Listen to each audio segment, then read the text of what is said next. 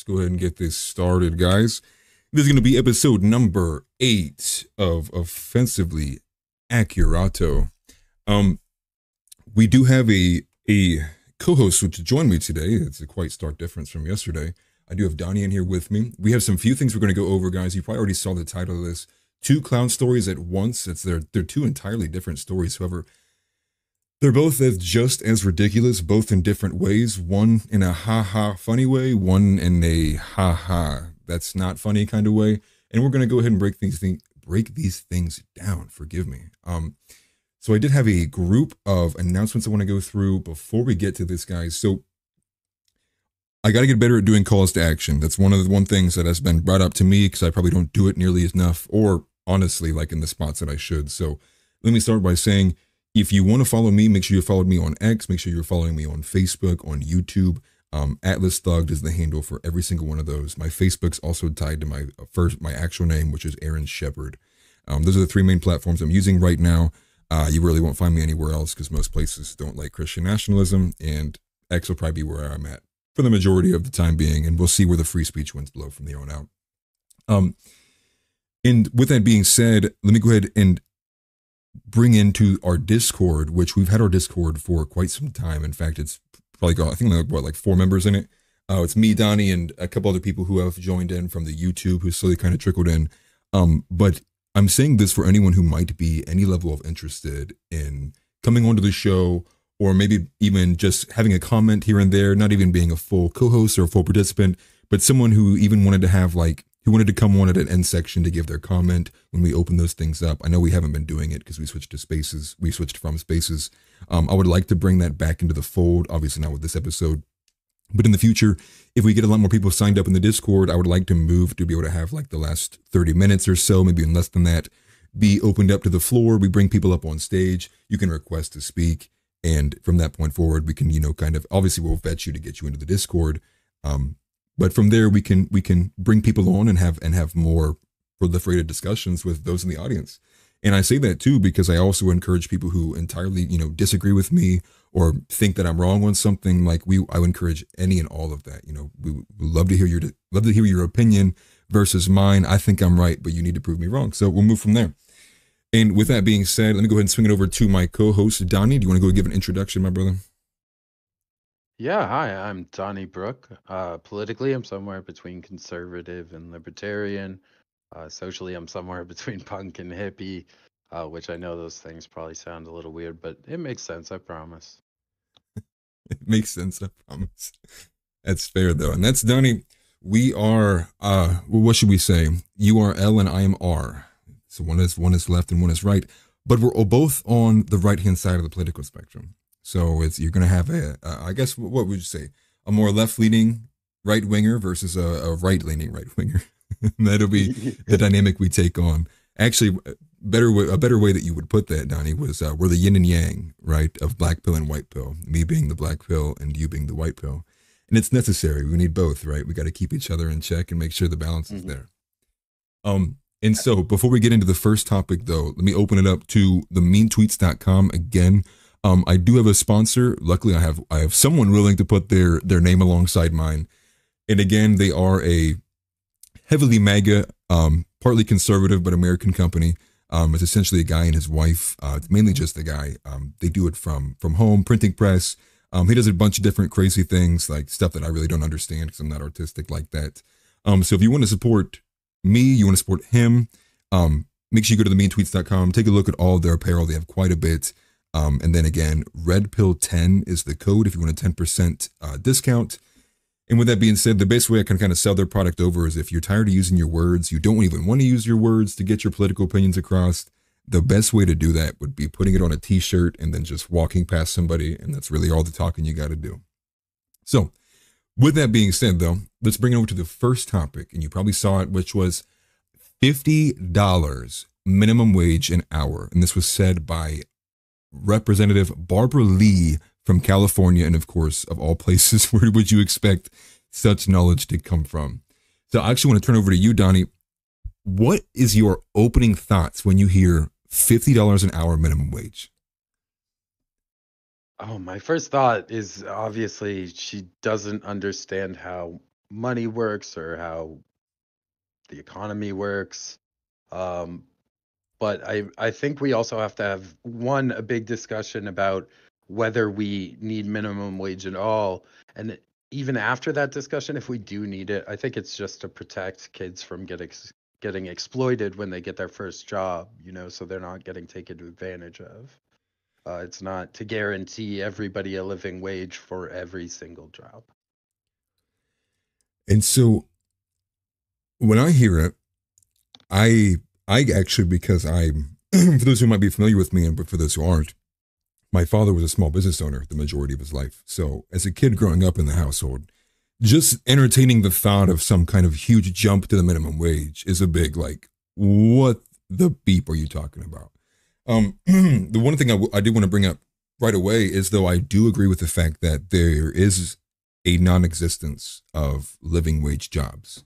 The middle has kind of been hollowed out. I do agree with the sentiment that there needs to be something done to kind of alleviate the disparity between what would you call, I guess, the low paying, low IQ jobs versus liberally educated positions.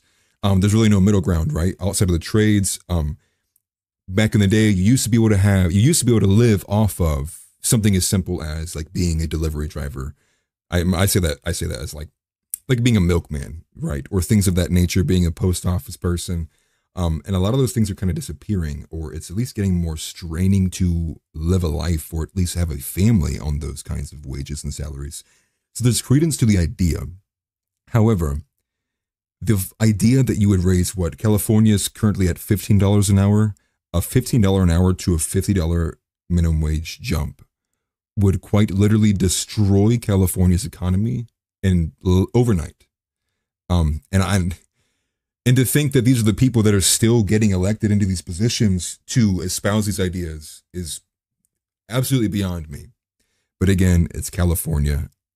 I expect it to happen in a place like California. These people are getting birthed like crazy. These liberal, just disconnected, no real idea of how things occur. I guess the way that Sovereign Braun kind of writes it or speaks upon it is not understanding like second and third level consequences, really being able to only understand like my number go up, good. And that's like the level of it. And I know you probably have some more thoughts, Donnie, but if one state even was to jump to $50 an hour, the ripple across the rest of the country would also be detrimental, because you would almost immediately be having economic migrants fleeing California to go find a community they could go live in. So in my personal state where I live, we keep our minimum wage the federal minimum wage, which is 7.25. But due to the free market needing workers, you can get a job at McDonald's and make $20 an hour. It has nothing to do with the minimum wage. And anytime you raise that minimum wage, you price out jobs that aren't worth paying. Like a pizza delivery guy, you're gonna pay, a pizza delivery guy $50 an hour. That job just doesn't exist anymore. And that job wasn't meant to raise a family on it. It's meant for teenagers to get a little money in their pocket and, learn some responsibility with their first job. And that's true. Like, a lot of the minimum wage job positions, like when I was younger, was like dishwasher, like, any kind of basic like fry cook type position, even that included McDonald's back then. And it's not that anymore. In fact, I believe Ohio's is around 9 at this point. I could be entirely wrong. But again, you're right. These jobs aren't meant to be living wage jobs. They're meant to essentially be an opening. They are to warm you up to the processes and the ins and outs of what it is to actually hold a job down. Because most of these minimum wage jobs don't really carry any kind of mental weight to them. A lot of it's dishwashing, right? So the most mental battle you will have to this job is not quitting while you're there, and also making sure you get up on time, making sure that you clocked out, making sure that your clothes are ready, and not being an unrepresentable mess. And that's really all there really is to it. But what I was going to say with the living wage thing is that there used to be times where you didn't have to be completely college educated to get a above minimum wage level paying job that you could live off of.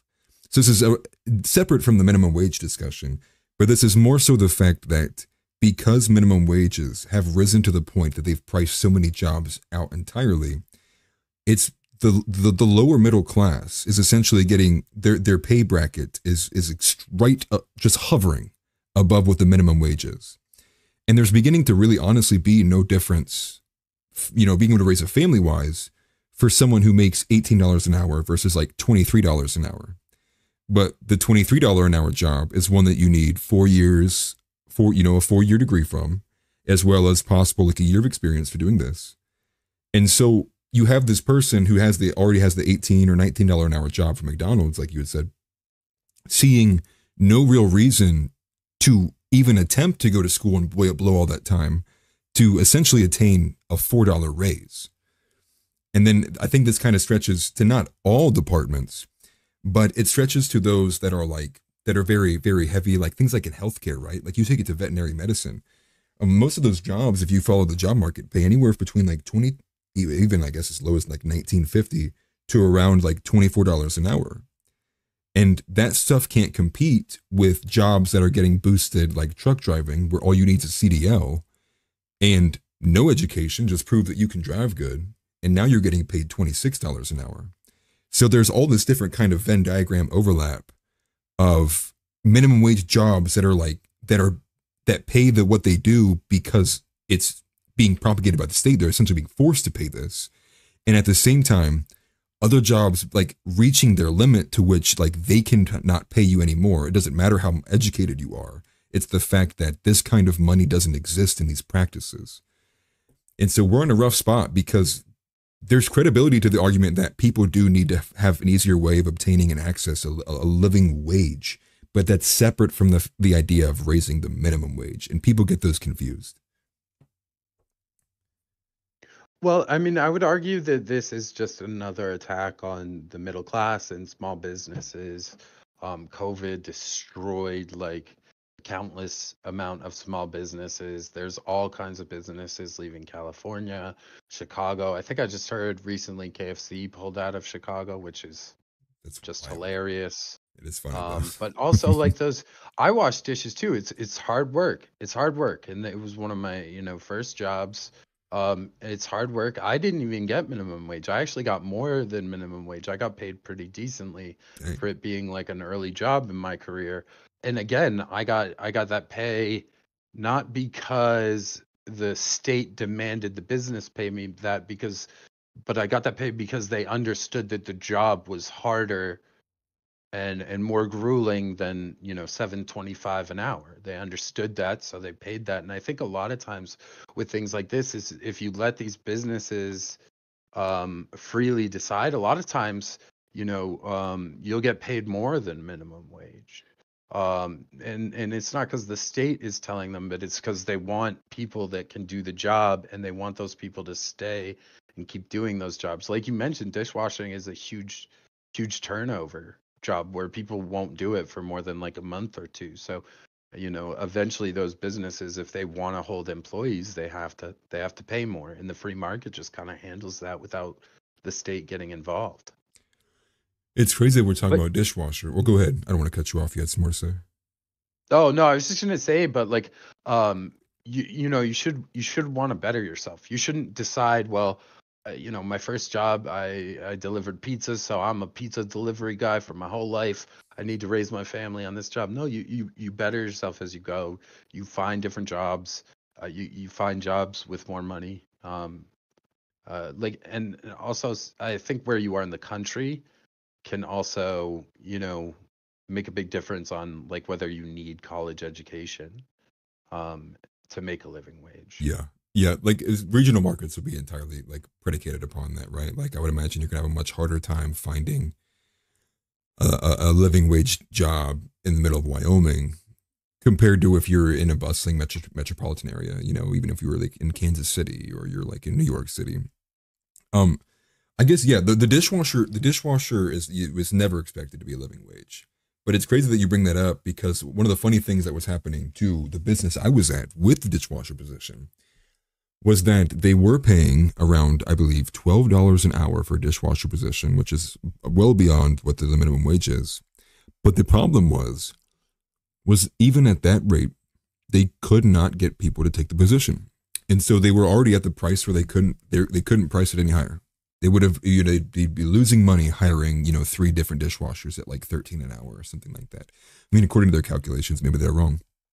But what they ended up doing was they got into an affiliation or a partnership with, I believe the company is called RTC. It's irrelevant what the company name stands for. What they do, however, is they help people who are lesser capable. So all of those, whether it's, you know, Down syndrome or some other kind of affliction in that light that removes them of their capacities, they got a partnership with the restaurant I'd worked at. And so the dishwasher position was only being filled by people who were coming from that pipeline. So they were able to actually get rid of the turnover because if they ever had any issues with one of the people that they had, they would just fire one and you could bring another person right in because there's not many jobs that a lot of people who have Down syndrome can really do. But seemingly there's a lot more of these kinds of cases, and obviously the population grows as it grows.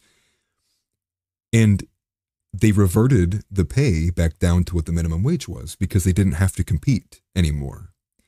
So I think that there might be another issue, which is it might not even be about the minimum wage. It might be the fact that these businesses will innovate to the point where if they can remove the human element out of it entirely with AI, I mean, they're definitely going to.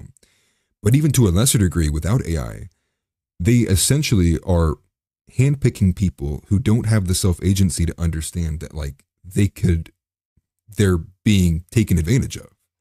And I thought that was a really disturbing. As I was leaving there, I didn't really give it much thought, but as we're having this discussion now, I kind of think of it a different light as like, it is, I mean, that's well within range of freedom to do, but now you've removed the position from any 16-year-old from being able to meaningfully take that job. And back to what you're saying, like if all the kiosks, instead of cashiers, turn on all these kiosks, what do these 16 to 18-year-old kids have a chance at even doing to get a minimum wage job? And you take that too with the fact that like, if the minimum wage isn't really going to help them in any form, especially monetarily wise, then what would they have any incentive to even take a position like that to begin with? Well, and something you said was interesting and kind of segues into the point that I wanted to make really well. So if we get off dishwashing for a minute, let's talk about elevator operators. Okay. So when elevators started becoming a thing that was more common in buildings, there needed to be operators, and these people went to a trade like school to learn how to do this, and it was a skill and it was a job that actually paid quite well.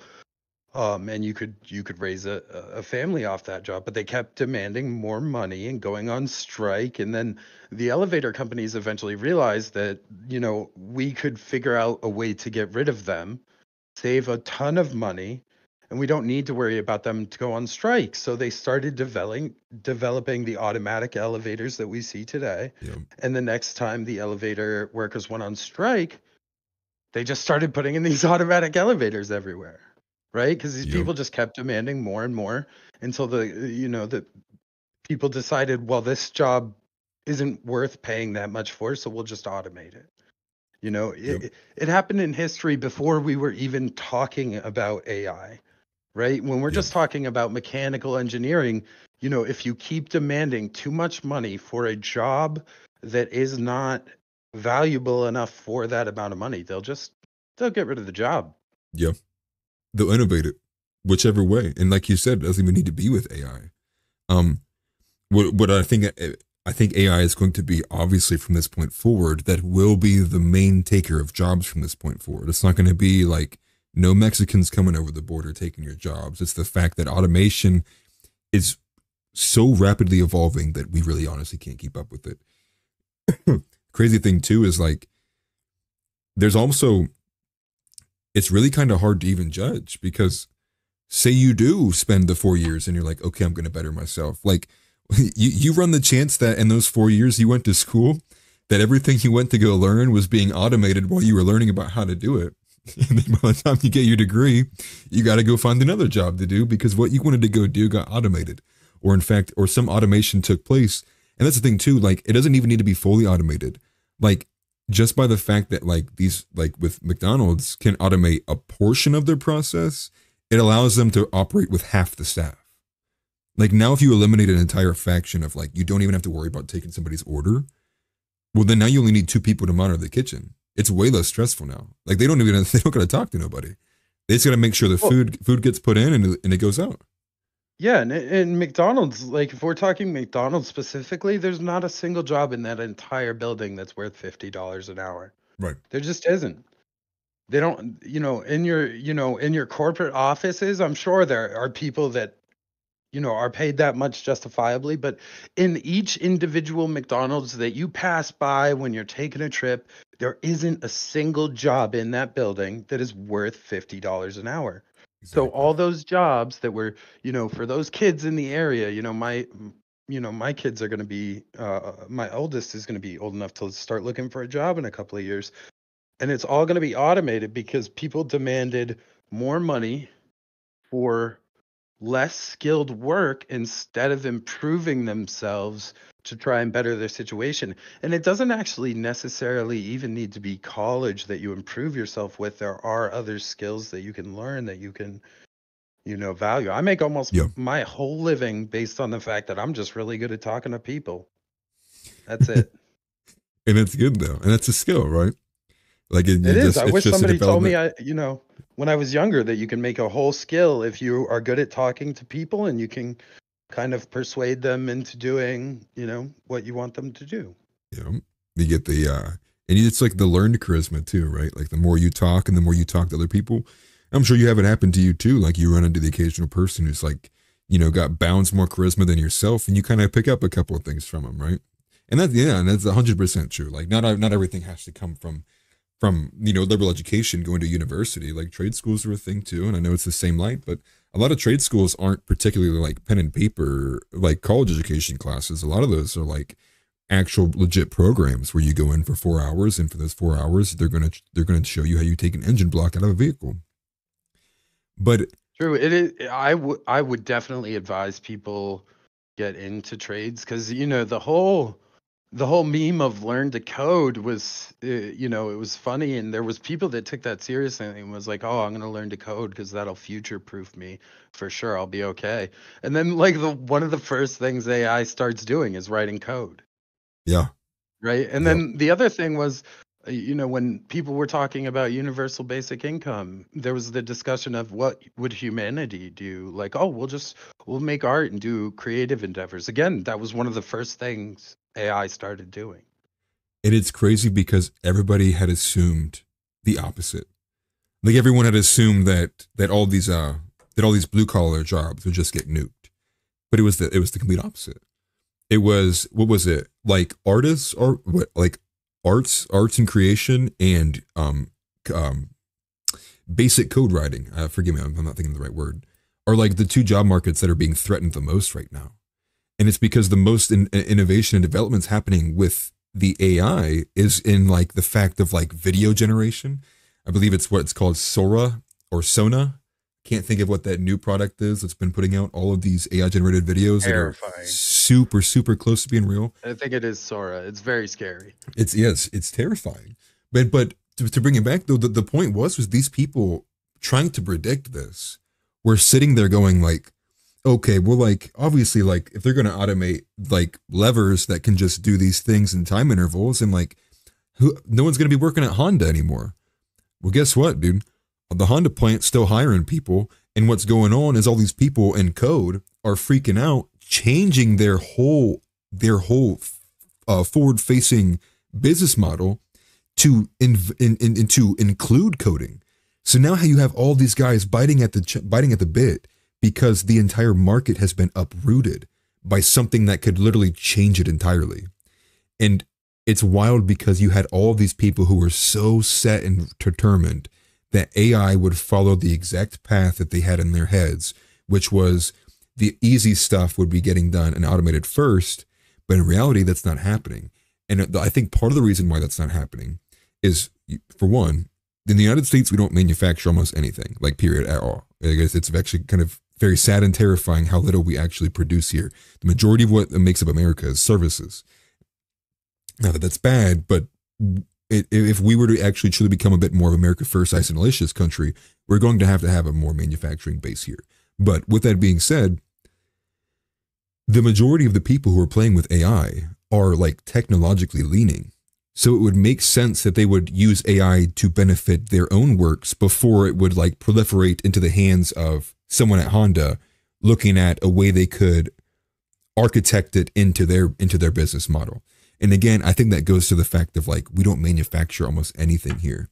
So to think then that you would take the AI from just the code and software and putting it into hardware, like that's obviously the next step where we're going from here with like these crazy robot mannequins Elon Musk puts out with like that are connected to Neuralink. Like that's the next step. And you can see like even the richest man in the entire world is having issues building the hardware around to house the AI to do some of these more basic automated processes, which is like these robots like picking up guns or like shooting guns. And you think about it, it's just hydraulics, right? You're just essentially kind of determining math and grid vectors, understanding like when and where things should pull the trigger, which you would think would be a much easier thing to utilize AI with compared to making a whole generated video from scratch, from text even. Yeah, well, so we covered that problem, right? Automation, right? You price those jobs out, eventually companies will find a way to get rid of the jobs. Then the jobs just don't exist. The other problem that should be discussed is that minimum wage is directly tied to inflation. Directly. Yep. When the stimulus money came out, everybody was so happy. But then inflation just went up to match the amount of money we got. Yep. And we ended up losing money on those stimulus checks. We paid more for basically everything. It's going to be the same. And you think they'd learn their lesson when, like In-N-Out left Oakland. There's all kinds of companies. Like I said, KFC left Chicago. Did you ever think you were going to see the day where fried chicken got sick of black folks? Ever in your lifetime did you think you'd see that? I didn't think I'd see that. Well, to be fair though, I'll push back a little bit. I don't think that's entirely due to inflation. I think part of that has to do with the fact that in Chicago you have to put toothpaste behind locked glass doors if you want to run a convenience store. So I think there's probably a multitude of issues that blend into itself. But I do hear what you're saying. Like it is, but they're all Democrat policies, right? Because it's crime, inflation, it's business restrictions, it's all these big government regulations. Yep. It's crazy inflation on fuel. When there's inflation on fuel, that creates inflation in literally everything else. Because everything needs to be shipped, it needs to be moved around the country, it needs to be sent to your home. Yep. So that increases inflation. So you're right, it's not just inflation. There are some of those companies. I know the In-N-Out that left Oakland said, this is a very profitable store, but we had to close it anyway because of the crime. And I mean, it's still all Democrat policies that are chasing these companies out of these states. And I would imagine though too, like, while we're on that with the crime issue, like a lot of people just, again, we're talking about first and second and third level consequences. A lot of people just, again, it's very easy to think like, oh, well, like, couldn't they like have put like better the security up and different things like that? Well, then you got to understand though, too, like for every crime that occurs, there's an opening and ready lawsuit to be happening for whatever attorney wants to make a name for himself. And especially when you're in these liberal forts like California, as you said, in Oakland, the chances are that like you do something to push back against crime, and then you end up being the one that gets sued, and then now you're at a liability for like thousands of dollars compared to losing like the couple hundred when you got your store robbed.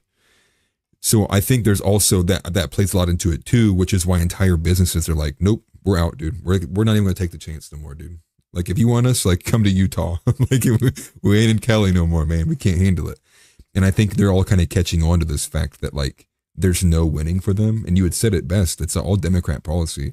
And there's and you also had said, you know, do you think they're going to learn their lesson? Like I don't think that there's a lesson they want to learn. I think that they're just extolling punishment upon people and legislating things as they see fit. Because again, when your understanding is as simple as my number go up, good, that's about really all that you can wield in the political department. Yeah, but it also it's just you might be right. They might not be trying to learn a lesson, but also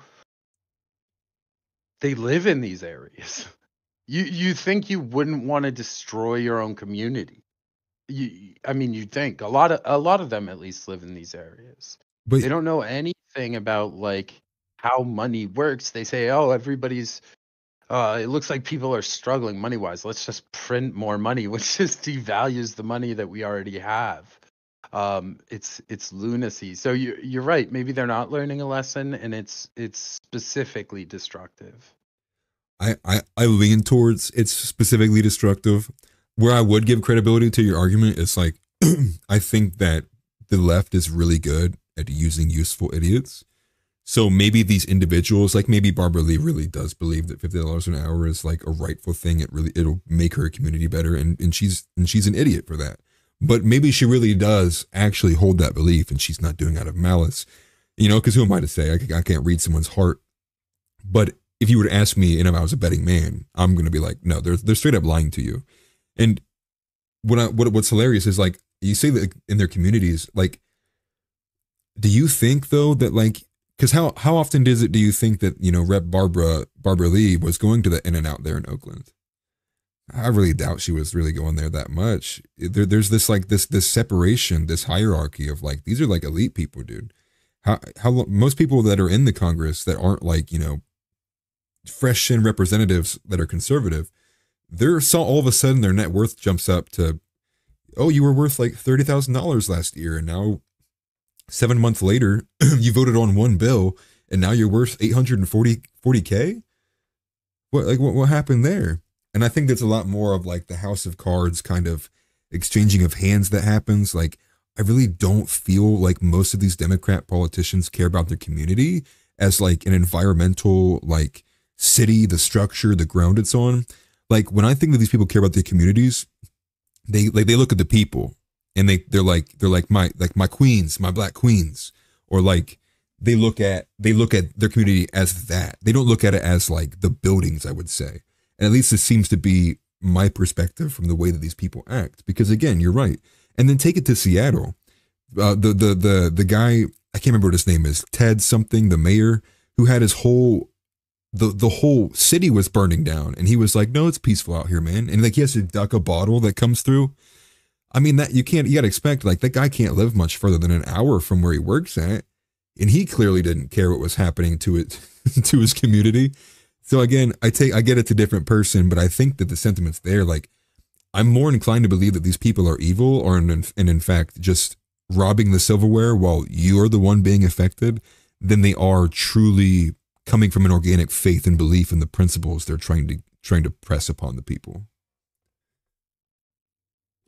Yeah, yeah. I mean, that's probably true. I think in most senses, a lot of the policy is evil, but like, it's hard to believe that everybody that believes in those policies are evil. And I generally try and to I get that. give at least individuals the benefit of the doubt, but these individuals collectively believe in just things that are evil, that hurt people, like stop oil, $50 minimum wage. These things sound nice, right? A lot of these things sound nice, but it's the difference between being idealistic and being pragmatic, right? They sound nice because they're idealistic, but are they practical? Or if we put them into practice, do they achieve those idealistic goals?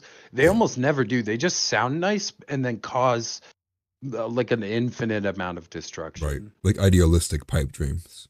Like something that it will always sound good if you say it out loud, but when you go to put it on paper, you're like, okay, this is just not going to happen.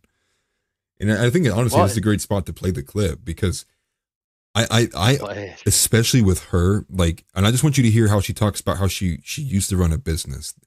When she said that, that's when I was like, she's definitely lying.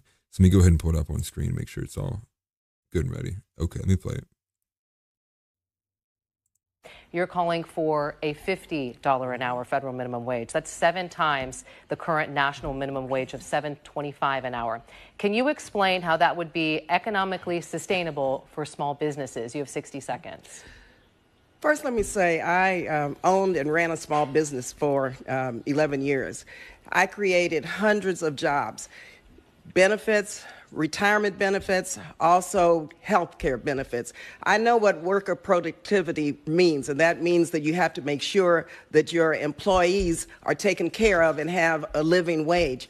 In the Bay Area, I believe it was the United Way, came out with a report that very recently, $127,000 for a family of 4 is just barely enough to get by.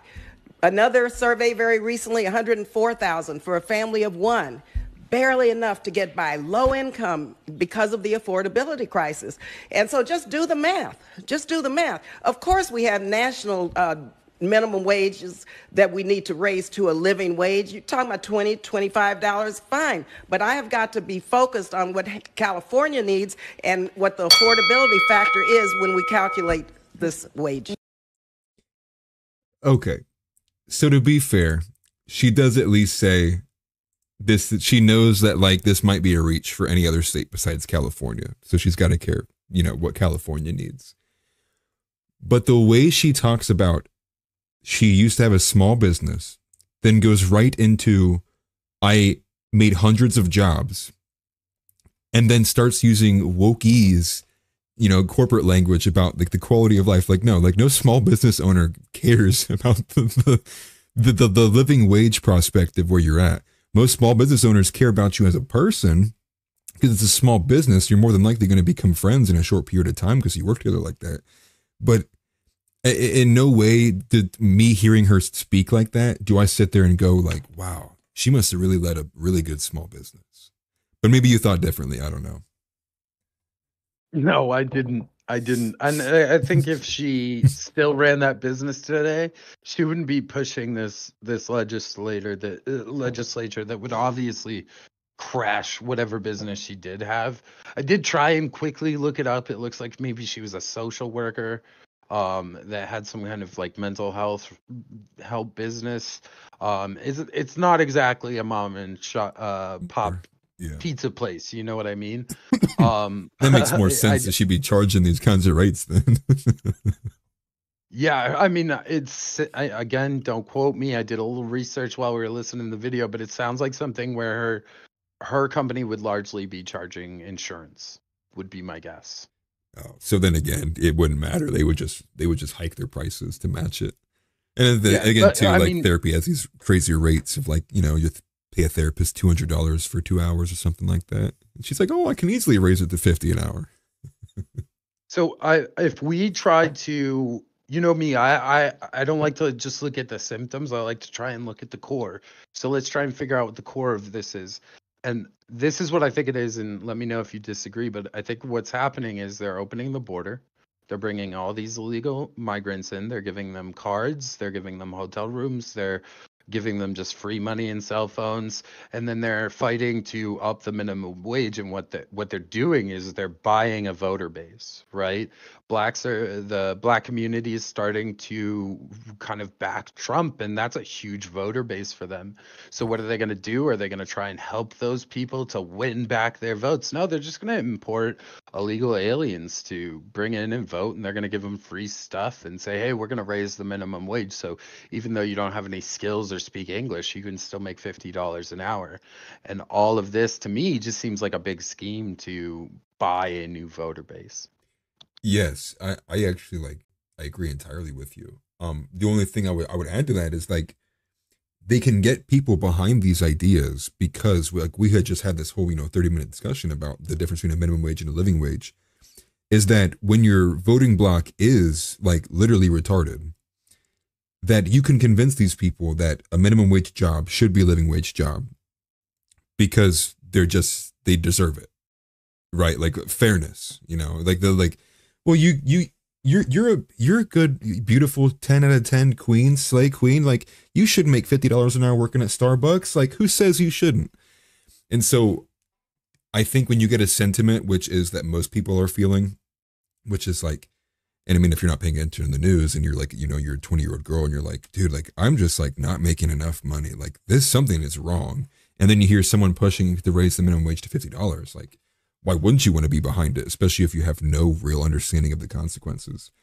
And then that's what's used as wool over the real thing, which is what you had said, which is this is a ploy to buy a voting bloc.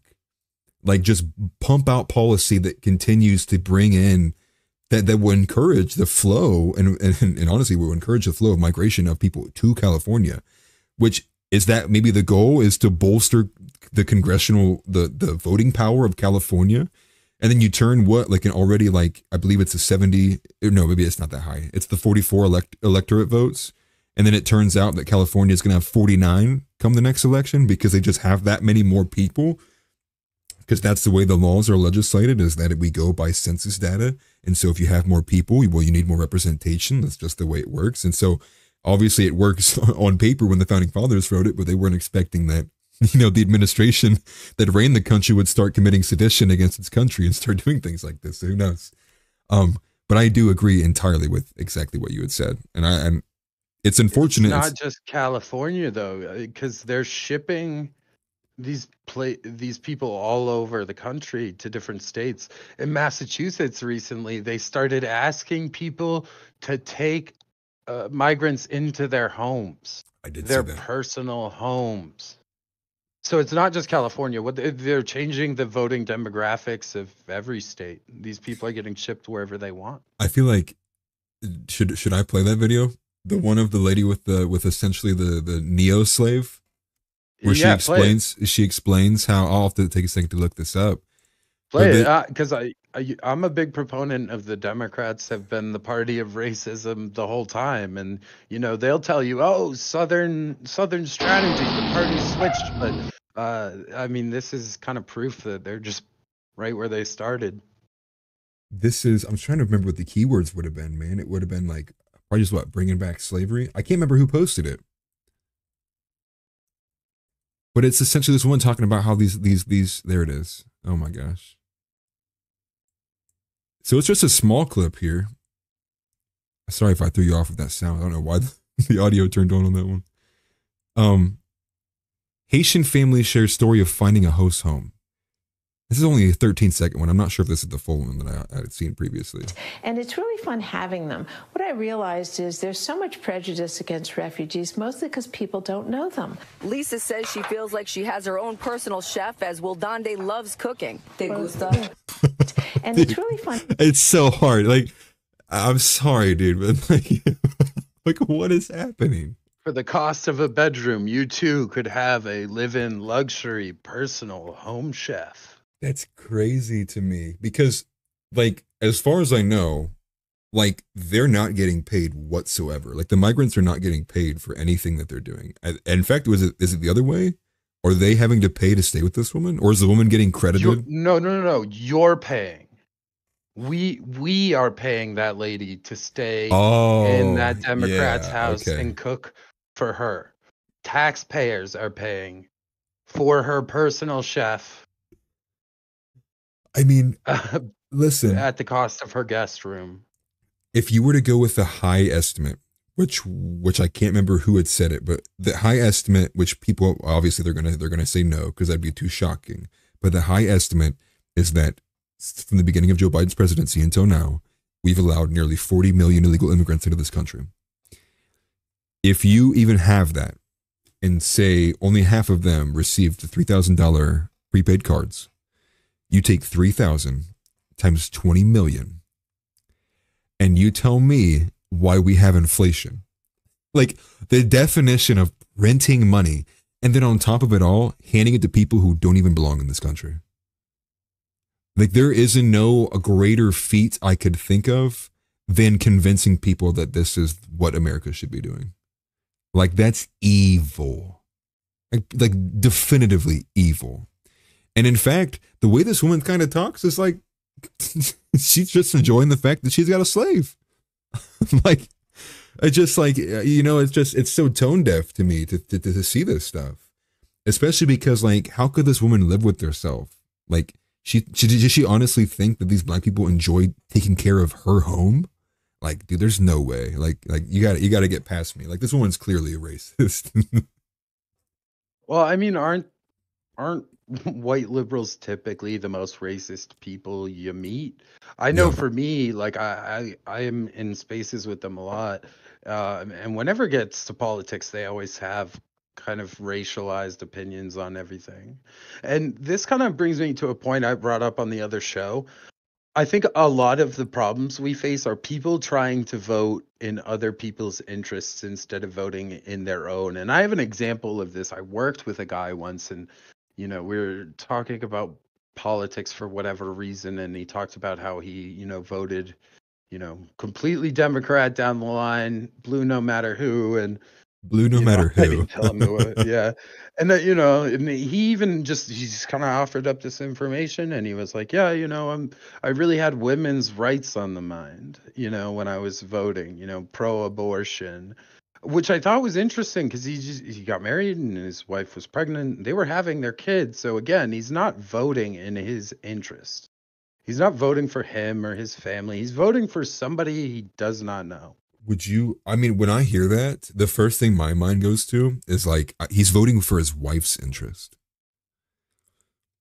Like, I honestly think a lot of this is driven by the fact that women have usurped authority in a lot of these marriages. And maybe that's because like, maybe he's like, and maybe that was the dynamic, right? Like maybe that was how he got married to this woman. Was he was at one of these activists and he looked over at her and he was like, you're right, we should stop big oil. And then from that moment onward, they were like, oh, we fell in love. And so now for the rest of his life, he's got to continually virtue signal to his woman that, he's going to be lock and step right down the line, blue no matter who, because that's what she wants. And I say this because it's very clear and well known that like the majority, women are majoritively liberal leaning where men are conservative leaning. So when I hear stories like that, it just makes me think that like, specifically when the way you word it, he's not voting in his interest, but maybe he's voting in his interest to stay with his wife. So he'll vote for what his wife wants him to vote for. At least that's where my mind goes when I hear something like that. Possibly, but it's not really even in her interest because she kept her baby, right? Like it's not like she, I desperately, need to get an abortion. But I do think I have a theory on why women tend to be left leaning. And there's obviously the fact that, it's a lot of emotional policy on the left. And, I don't think it's offensive to say women tend to be more emotional thinkers than men. But the other thing that I find is if you think about how men and women think, women are really good at thinking about 100 different things at once and managing all those different things. And men are really good at sitting down and thinking about one thing for maybe even hours. We really can do that. And it makes us maybe a little one-tracked mind. We all get that man obsession where we find something and for weeks we're just obsessed with figuring everything out. This is the way, right? And that kind of ties back into what I said earlier. The left has a lot of policies that if you don't think about it too much, you just hear it on its face, it sounds amazing. Like it sounds great. We all should be inclusive, right? Like there's things over there that sound great in theory, but not in practice. But a lot of times it's sounding nice in theory is a lot of what women need. They just need it to sound like it's the right thing. And they might not want to sit down and think about it for hours to make sure that their ideas and beliefs are consistent. And I I don't even think that's a flaw against them. I think my obsession with this stuff probably drives my wife nuts more than, her lack of thinking about it drives me crazy. Right. And I think, well, there's two things there that you're touching on. One is, if it sounds good, it probably is good. But that is because women on a bell curve are more inclined to have to hold in greater value the tenet of fairness than a man would, right? So when a woman hears that something's going to make something more fair, a woman's more inclined to go along with that than what a man would. And the way I have a beautiful example for the way men and women compartmentalize their thoughts. For men, it's a honeycomb. So if you imagine you see a honeycomb and you see all the hexagons there, well, for men, only one light can be on in that honeycomb at once. So you just got to pick your square. Only one of those hexagons can be lit up at one time. Where women's thoughts are akin to spaghetti. You really can't see where it ends or where it goes. There's no singularity to it. It's just kind of like it's there. It's all there at all times. And again, they are not better multitaskers, but they are better multi-thinkers.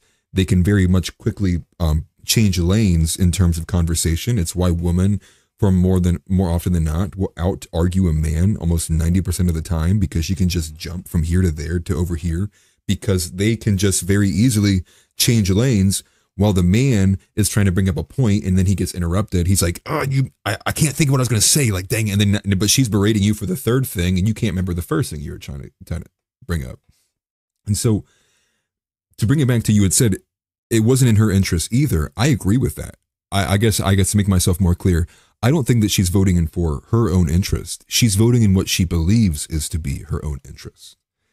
And that also steps into a bit of the repeal of the 19th talk, but we won't talk about that now, which is the fact that because they are so attuned to the emotion argument, the pathos of the argument being presented to them, they're inclined to take the option that sounds good without no real long process thinking about it that you had said that a man is typically capable of doing.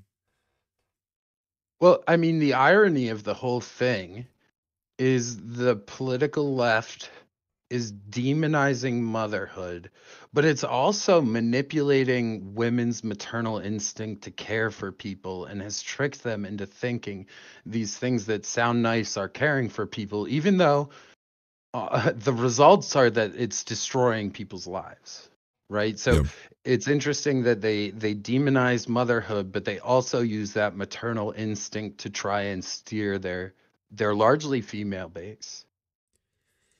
And I know we're nearing the end on this topic, so there was a couple of quick ones I want to get out too. But along with that line, like it's at least to me, what I'm perceiving happening at large is clearly that the easiest, if you were to collectivize any demographic's opinion, right, you would probably attempt to target women more so than you would attempt men. And that's byproduct of the way that they think. And I agree with you, like, I don't think it's a flaw. Like, we're wired differently for different reasons. We're supposed to be living in a symbiotic relationship. Like, we're not meant to be identical to one another. That's the reason why we're equivalent. We are equal but not equivalent, or equivalent but not equal. Forgive me, I can't remember which way that's supposed to be. And so you have at large the Biden administration through multiple different facets, particularly like with feminism though, in every form using that to destroy the nuclear family.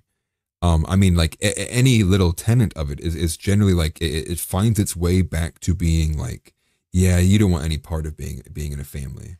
Like, feminism is so good. Like, why would you want to be a part of a family? And it's like this kind of like false dichotomy that the options being presented are, you are a feminist boss girl, or you're a trad homemaker that everyone can't stand and you're worthless and you threw your life away as a girl. Who would ever want to live with a man? And it's the way it's presented is entirely false. But it's propagandized to an insane amount. It's like, I say this all the time. It's why I'm always on Jeff Younger's page. Is like, it is like 99-1. And to tie it all together, the reason why I don't think even Conservative Inc. and a lot of the establishment chooses not to heavily swing back against the feminism is because women, for the most part, drive sales. And if I was to connect that basic tenet to why I think someone whose entire business model is predicated upon audience continually watching them, it makes me think that the reason why it's untouched by most people who are conservatives, who you would expect to have much harsher opinions about these things and what they seem to have, is because they're unwilling to take a stance that may cost them a lot of dollars. And I say that particularly about people like in the Daily Wire avenue. And seemingly, especially with like Matt Walsh, he's seemingly gone back and forth where now like, is Matt Walsh more feminist than Candace Owens? Like, how does that make sense? So I think there's a bunch of different things at work there that just creates chaos for everything. And it ends up with just everyone's got this bad taste in their mouth when they look at marriage and family. They just see inconvenience, hard work. Men are evil and they want to do bad things to you. And then it's just, yeah, like why would any woman want to choose that option? Especially when the people who should be holding marriage in high regard don't do the legwork themselves to help convince women to take part in this too. It's more so that they turn at men and they go, hey dude, like just go get married. And the guy's like, bro, like all this and this and this. And they're like, dude, come on, man, like go get married. And it's like, bro, you're not even listening to the points that are being brought up. Well, I know you're trying to wrap this topic up, but one thing I'll say about like the destruction of the nuclear family and vilifying marriage and demonizing the institution of marriage and having a family is because if you look at the statistics, married women with children tend to lean more conservatively than their voter base. And again, it comes to it's them trying to desperately hold on to power by importing a voter base, or we know that if people are without families, they typically vote left. Well, let's just make having families some evil thing, and let's make marriage seem unreasonable because we know women tend to vote for us before they're married, but once they're married and have children, they tend to vote right-leaning. So I think it eventually just comes back to the same thing of trying to keep power through their voter bases. Yeah, they're trying to desperately hold on to that female vote that they do have before women get married, but they lose it once women get married and start having kids. Yeah, you can't fight nature. You can only be liberal for so long until you grow up. That's the statement. I mean, Ronnie Downey Jr., his famous statement was, you can only be liberal until you hit rock bottom. And I think it's like a similar sentiment, right? Like if you truly want to be a woman who is fully participating in the beauty of what a marriage is written out to be, like you just can't exist as a feminist in that environment. It's not possible. And if you do attempt to do it, which I think is what's happening, a lot of the reason what's driving the divorce rate, is you have a lot of these women who initiate these divorces who maybe they fight it tooth and nail to the very end. And then they're left with these kind of thoughts that like, well, the reason the marriage didn't work out is my husband was a misogynist and he hates women. And that's the view, right? Like that's the view that they're trying to convince women, is that like if a man wants you to be at home and he wants you to bear his kids, and if he's oozing with excitement when he says these things to you, like that should be an ick, and like that's a red flag, sis. Like he shouldn't be, and you have all of these little dog whistles going off that are like encouraging this to happen. But even more so than the female vote, I showed the electorate map on the previous episode. And I did make a note of it too, which is like women aren't the biggest block that is being collectivized. It's actually the minority vote. So on the electoral map, it was like, what would this country what would this country look like if only blank voted? And so in the top left of the screen, it was a map that was a 538-0 victory for the Democrats. The map was entirely blue. And it was if only minorities voted, the Democrats would win an annihilation election. I mean, a unanimous election. Not a single other electorate vote was given out except only to the Democrats. And for those who don't know, 538 is the maximum amount of electoral votes that exist in this country, at least currently now. And so you're right. Like it seems to me that they're moving to a more egregious form of building a voting bloc, which is through criminal and illegal means, and they're importing them. And then now on the inside, they're legislating as much destructive policy as they can to keep this facade up. And it's gross. Well, and the Trump Force Ones came out. I mean, they officially lost the black community when those shoes dropped. So now they have to import all these illegals and be like, oh, vote for us, because these guys aren't going to anymore because they got those dope kicks now. Yeah, now that you said it, I think I got to bring it up. I have it too. It's literally sitting right here. Dude, I was so bummed that they were sold out by the time I heard about them, because I would have put those on a shelf in my house somewhere and just resold them. I read a tweet from Chai Rychik, right? So she's the one who runs Libs of TikTok. Apparently, she was on the internet all day when these got dropped. She logged off for 2 minutes and they were sold out in that 2-minute span. So maybe maybe nobody had a chance. It was probably all those people. I was bummed. I really only wear one kind of shoe. Fallens. It's a skate shoe I've been wearing since I was like 17, but man, those will look good. On a shelf somewhere in the house. I bet the resale is going to be amazing on those shoes. I wish I got a pair. I love that he did that. But like I said, man, there's just more black people backing him, so they need to find new voter bases. And like I said, women they're a strong voter base, but they age out, right? Once they get married, they start having kids. Yeah. They start having more skin in the game, and all of a sudden those conservative policies look really nice because those are the ones you want to raise kids with. You don't want to raise kids where, crime is legal and people are stealing things and shooting up on the street. That's not how you want to raise a family. So they're losing, the black community. They're going to lose women as they start to age. And it looks like Gen Z's a lot less woke than, they were being reported to be. And what's cool about that too is, like, by proxy of the Democrats being so evil, they're going to once again reunite the black and white America as it once used to be. And I'm glad that we're kind of saying that too, because it seems to me that it is the black community leaving over, not like the minority community.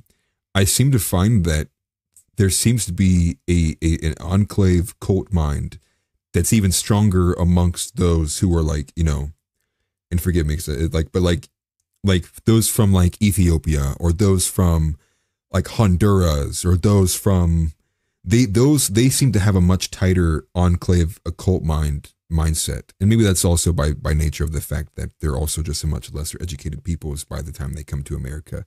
There's a lot of different things that play there. Well, they're also being imported after a lot of the damage was done to the American black community. Like the crack thing in the 90s, that was probably the U.S. government. The AIDS epidemic was probably the U.S. government. There are definitely plants that were put in the music industry. I love to talk to people about how Tupac was a ballerina that was in the Humpty Hump dance video as like a background dancer. You can go look up videos of him in a leotard. There were industry plants that made it cool for them to do crime and kill each other, and then there was also the government basically using the welfare state to get fathers out of the home. There was a lot of damage done to the American black community that was done before those people got there, people from Africa, which is a big reason of why I think they tend to do better. Not only that, but they just come from better values because they missed all that. Their parents probably put more weight into education and behavior than we do here. But I think a lot of that, again, is due to the resources put into damaging that specific community. And I do think there were resources put into damaging all communities, but I think for some reason they were specifically susceptible, and it just did more damage. Yeah, and I agree with that. I was gonna say, you were talking about the industry plants. It made me think of I believe it's Cat Williams. Is it Cat Williams with Shannon Sharp? Yeah, that's like where they go long. I didn't watch the whole thing now that I'm thinking about it, but I did watch. I think I watched the opening 10 minutes of it.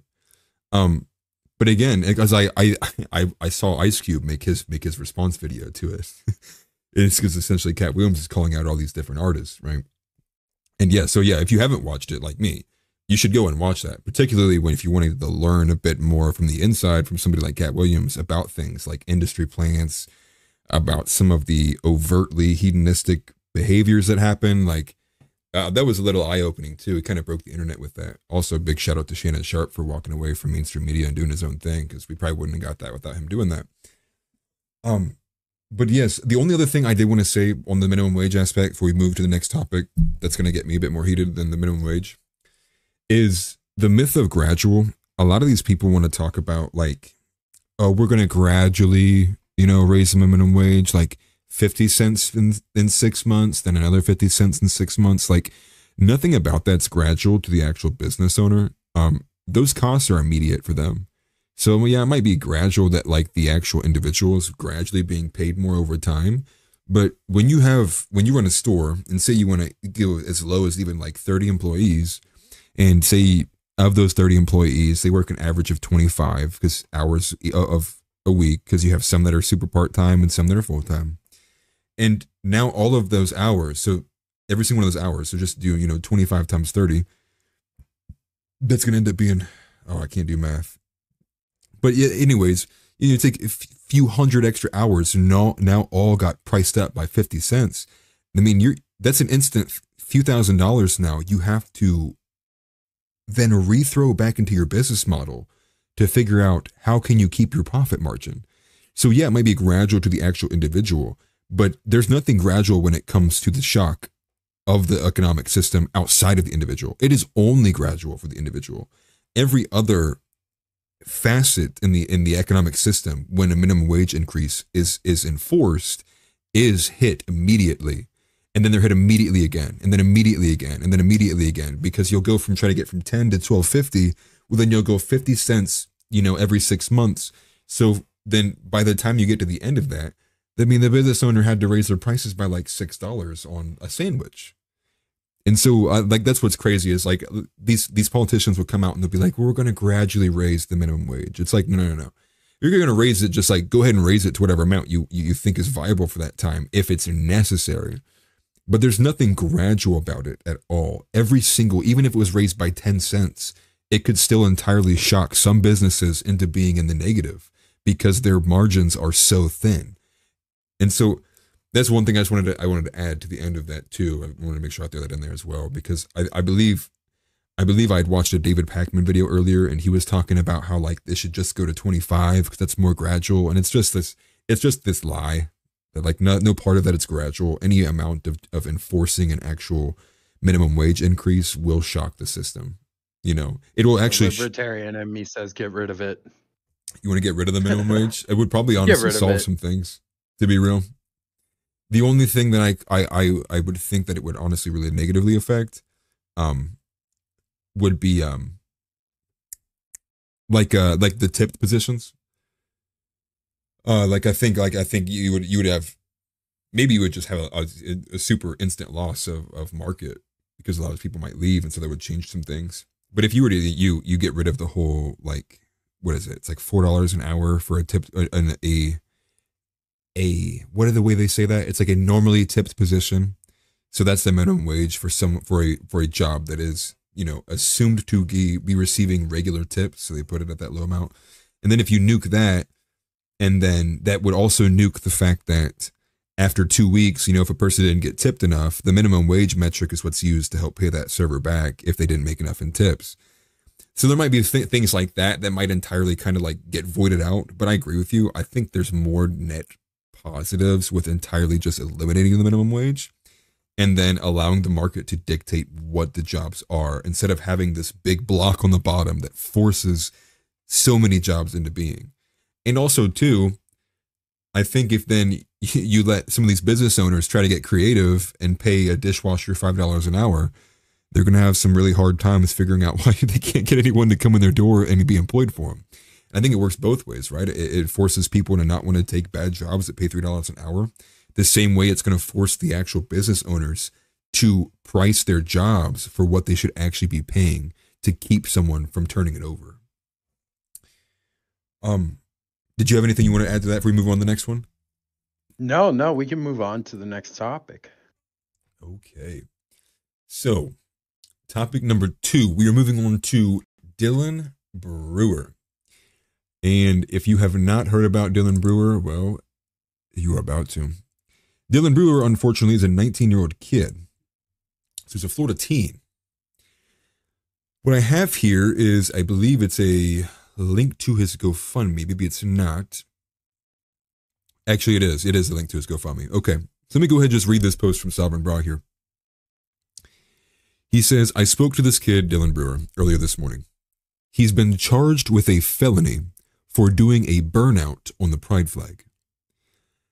And I'll leave it here because it wasn't a actual pride flag itself. What he did, though, was there was this, it was at an intersection and there was a big, it wasn't a typical pride flag. It just seemed to be the, like different rainbows. I'm not sure if it was actually meant to resemble the actual pride flag as it is, but either way, it was a crosswalk. Yeah, around a crosswalk. It is a pride flag. It's painted on the ground around a crosswalk. Okay. And so he burns out on the street, I believe, taking a right. And it wasn't even anything crazy. It's like a 10-second video that he does this. So Sovereign Bras asked, well, give the boy his dues. He did a pretty solid burnout. Oh, it was good. No, well, yeah, I have the burnout clip. Actually, I was going to play that afterwards. But he says, my friends and I all would have done the exact same thing when we were his age. And I agree with that. In fact, when he said that and made that point, I was like, oh, dude, that would have been me. I would have been in Bellefontaine, Ohio, burning out on with my Celica. It wouldn't have been no hyped up chucks like he had. It would have been my nice Toyota Celica. But I would have done the same thing. I might have gotten out and went and bought, eggs from the nearby Walmart and came back and did it again. And to think that something like that is netting this kid a felony is just an abomination. But he goes on to say that flag is an abomination and 100% deserves to be thoroughly disrespected with burnt rubber. I don't want to see his life destroyed by this absurd felony charge, so I've attached a link to his legal fundraiser in the next tweet. Consider chipping in a few bucks. Do not let Globo Homo take this win over our boy. And I do want to say that too. Let me highlight that here.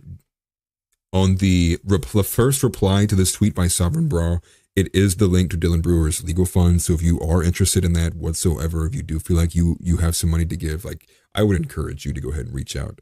What the cool thing about this was this morning I saw that Tim Pool had donated $10,000 to this. It was not something I was expecting whatsoever. In fact, I thought Tim might have taken the argument of like, well, he did vandalize some state property, but he didn't. He actually took the based approach. So that was something I was really excited about. But before we get into this, let me go ahead and I think I played this here. I believe this is the video right here.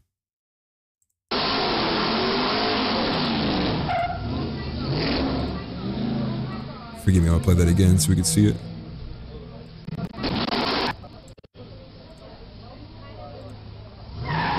But it's nothing crazy, right? Like, it's a good burnout. It was just a nice, clean burnout. Respect. And I then, like the and then people he's in the gone. background. Oh my god! Like there's a person that he's hitting or something. They felt the virtue. They felt the calling. They're like, we must signal to our overlords. Like he's doing it bad. They're like out there like he's doing it bad. Like that's not the okay. All of those people would cheer if he got out of his truck and like set up American flag on fire. Oh, right, exactly. Down with America. But no, I agree 100% with Sovereign Bra here. We live in this country, man, where it is entirely okay to dump on white people. It's entirely okay to what you had just said. Burn an American flag. I mean, go take a dump and wipe your butt with it, dude. Like, because these people will cheer for that kind of stuff. But you're going to get a felony.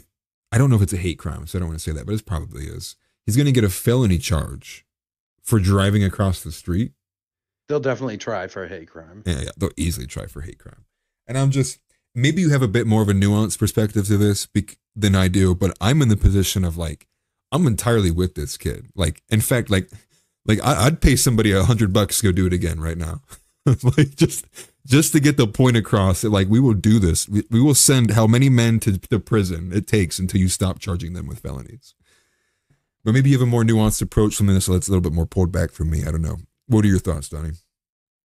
I mean, not really. The whole I love the gays. My brother's gay. I've had a sneaking suspicion for a while that his boyfriend is also gay. So like I don't have a problem with gay people, but like it's different, right? Like you've heard me call them, it's the gay KK, Yeah. right? Just like the regular KKK, not all white people are in the KKK. Wouldn't it just be Not the all gay, gay gay, people gay? are in the gay KK. You know what I mean? But even if, let's say there was an American flag right there, the people that are prosecuting him wouldn't have any problem with what he did. And the thing is, I still would fight for his right to do that. So do I think he should be able to do this? Absolutely. I think it's crazy they put it on the ground and now they're getting grouchy that people are driving on it. Yeah, well, that's the funny thing too. Is like you painted it on the street, but you expected it not to be ruined. Like, what kind of logic is that? And it's more Yeah, so don't like put a power don't put shit swing. on the ground if you don't want people walking on it or it get driven on. They said that cost like $6,000, that he did like thousands of dollars in damage. Like, There's no way. I think they should be charged for like wasting taxpayer dollars like that. I think that's more of a crime than doing a burnout. Well, I want to understand it. Is vandalism? Is there? There's no felony vandalism charge, is there? I thought vandalism was a misdemeanor almost across the board because to get to destruction of property is what boosts vandalism to a felony. Maybe I'm wrong on that, but that's what I'm sitting I here mean, thinking. Like, is that they if would have to go to destruction of property? But that's probably what they're doing, and they're also probably taking into account, like I said, the amount of damage because of how much they paid to put that on the street, right? So like, Yeah. it's not just like simple vandalism; it's vandalism of several $1,000s, in their opinion. Yeah. Maybe it's the money amount is Maybe what put it that's what over. makes it a felony. That makes a lot more sense. I mean, but dude, come on, it's paint. Like, can you not just paint back over it? And if I'm looking in this picture, does it not look like the right-hand side of the road's already fading? It looks like there's tire tracks that's taking the paint off on the right-hand side. Like, there's no Well, way. there was another guy that this happened to a while ago that they had. I don't know. It might have even been in the same area, honestly. Another guy had like done a burnout on this a while ago, and he had ended up getting charged as well. That's insane.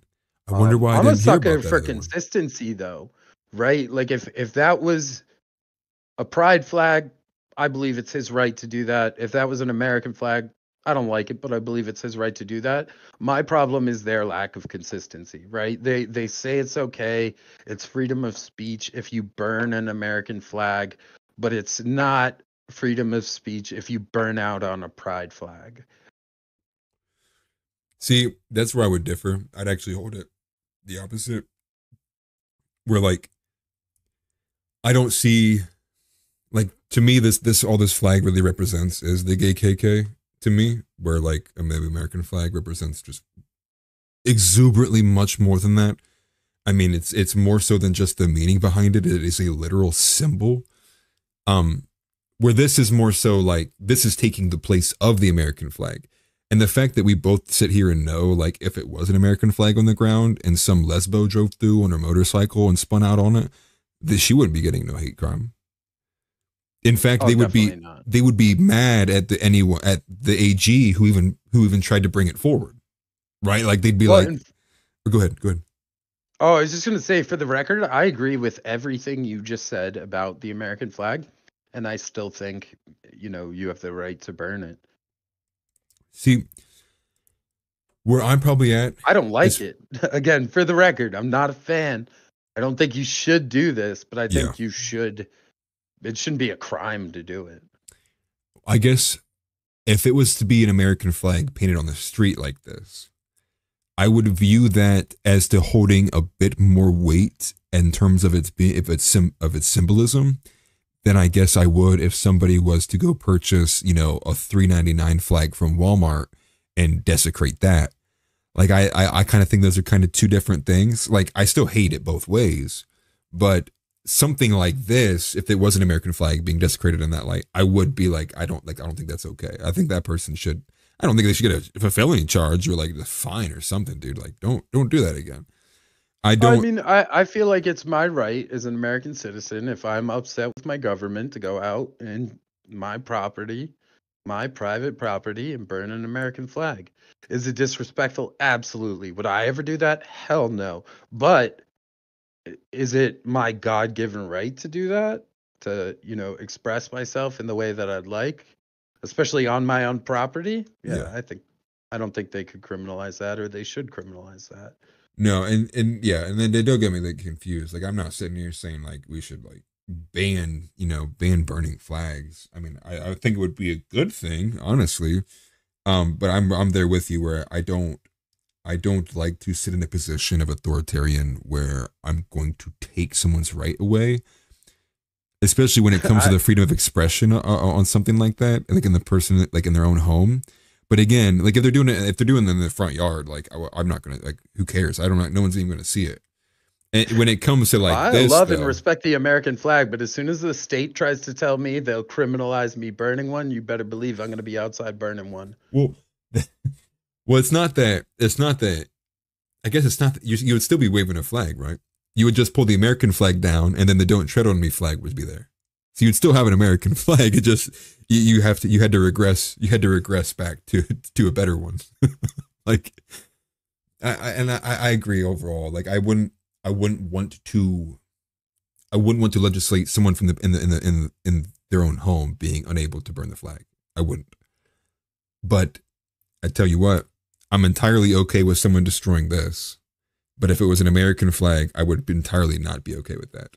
And that just is because just based on the fact that like I am very tired of the gay KK agenda being shoved down my throat and being used as a cudgel to suppress any kind of Christian nationalist sentiment that may exist, to the point that we're in fact so terrified and so scared and so demure that we only exist really on one platform, period, at all. And the fighting back is non-existent. And like, to me, it's like, if I could find somewhere to fight back against, the first thing I could sit here and would be like, dude, I'm entirely okay with that. In fact, I would pay people to keep doing it until I couldn't see any other color besides gray. But I don't hold that sentiment whatsoever for the American flag. And I hold that because of what they represent. And I hold this from a stance of like, I don't hate gay people. I hate the fact that they engage in sin. And what I will tell you is, like, I have met, hung out, and am friends with many gay people. And I know that's going to probably cut out of context, but go ahead. I don't care. The reality is, okay. though, I was just gonna say that, but doesn't that make you're the same but opposite, right? You're saying like, I other people's beliefs don't matter, but my belief in this makes it not okay. Right? Because yeah, and I agree with your reasoning. The American flag does stand more for the to people, especially patriots like us, than the gay KK flag does. But I would suggest that as soon as you don't consistently distribute laws, you lose credibility, right? Like because saying like you can burn flags but not my flag, that's basically just what they're doing, right? They're saying like it's fine to burn flags, it doesn't matter what beliefs are tied to them, we don't care, but not our flag. well, I guess let me ask you this: do you believe in right and wrong? Yeah. I do think there's a gray area sometimes. I don't think it's always so easy as black and white, what right and wrong. But yeah, there are some gray areas, but in general, like in most umbrella contexts, you could be like, okay, like that was wrong, or this was, or like that was good. I'm coming in from the perspective of that. I'm not only do I just sit here and go, well, I think that symbolizes evil. I think that flag, wherever that flag is flown, I'm sure hedonistic and degeneracy is sure to follow. I'm holding it from the perspective of that I am a Christian. I do view this stuff as evil. I view this stuff as violent corruption. It is a very incestuous, pervasive, tentacle kraken beast that has evolved to be LGBTQ, transgender, affirming. All of that is entirely negative to everything in this country, I don't think that calls upon the individual being of any onus to the maliciousness they're taking part in. But as the ideal of what the pride movement is, the LGBTQ plus AILR, whatever that is now, is a disease on a good and rightful society. The way I view it is, yes, like that's why I also say I hate being in the authoritarian position. But as someone who also operates on the scales of right and wrong, I have to at some point take a stance and go, I believe this is entirely wrong and I cannot stand for it anymore, because again, the Christian tolerance is what has allowed this to take place. Tolerance and intolerance cannot exist in the same place, because tolerance will be tolerant of intolerance, while intolerance will be not tolerant at all. So it's just a matter of time before the tolerance is non-existent, and you're only left with intolerance. I understand. Well, go ahead. Oh, okay. Did you want to wrap up your thought? Well, yeah, the only thing I was going to say was I'm taking this stance now when I should have probably taken this stance a long time ago. And so to wrap things up, this is coming from a Christian perspective. I am a Christian. So understand that this is not just coming from a place of, I hate gay people, or I think they're evil with no context or foundation. I view this as as evil as it is literally written in the Bible, as paths that will lead people to the gates of hell. But yeah, go ahead. What did you want to say? So for me, a lot of what's happening right now is that people seem to be upset about is special laws for special groups, right? Like we should all be American. We should all live under the same laws. There shouldn't be special laws for certain people. And I think I would try and fight for that, even if those special laws were in my interest, right? Like, I'm a patriot. It would pain me to see somebody burning an American flag, but do I want special laws that are designed to make me feel better? No, because that's what they're doing to these other groups now, and I don't like it when they do it to them. So I wouldn't want it for me, even if it benefits me or my beliefs. I think if we can consistently get a good set of laws and everybody lives under the same laws with no special privileges for special groups, I think we'd all be a lot happier and less divided. And see, I just don't think I can agree with the end solution of, you think we would all be less divided. I think I just don't think in a society would exist that long. I think like if you were to get to that point where everything was equal, it would last like a short period of time before someone would usurp power. And I say this because like, I don't think we live in a world that can attain fully good. I think we literally live in a world that is full of evil. We do live in a fallen world. And so if evil was always going to be present, I think expecting, and again, and correct me if I'm wrong, but I think part of the reason why you started walking closer to the conservatism was because you were falling away from the tenet that you can essentially let people do whatever they want, because people are dumb. And more so than people being dumb, people are inclined to align with their original sin, which is that they're just born evil, right? And so when I look at these things from that perspective, it's more so of a battle of like, how can we course correct and prevent this evil from continually taking over? Like, how can we fight back? And maybe you don't view these things as I do, as just such as icons as evil. And don't get me wrong, I think there's many more than just the LGBTQ, but this is the one that we're talking about right now. And it's taken a long time for me to kind of process that, because I used to be just as you. I used to be pure libertarian, man. It was freedom. Like, I care about nothing else. Just do not do not take my freedoms away, or anyone else's. I just can't hold that position anymore, when it seems to me that libertarians, for the most part, those who hold the big L, libertarian, who don't, they don't consider themselves right leaning or left leaning anything, just like pure libertarianism. Um, they all still operate under the principles of essentially classical liberalism, which is essentially about the easiest institution in a democratic republic to be corrupted. And I can't get behind a system that I think has led us to this position.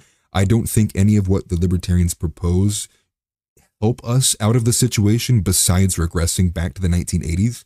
And even in that, it's like, again, it's just going to be a matter of time before these things all occur again. History will repeat itself.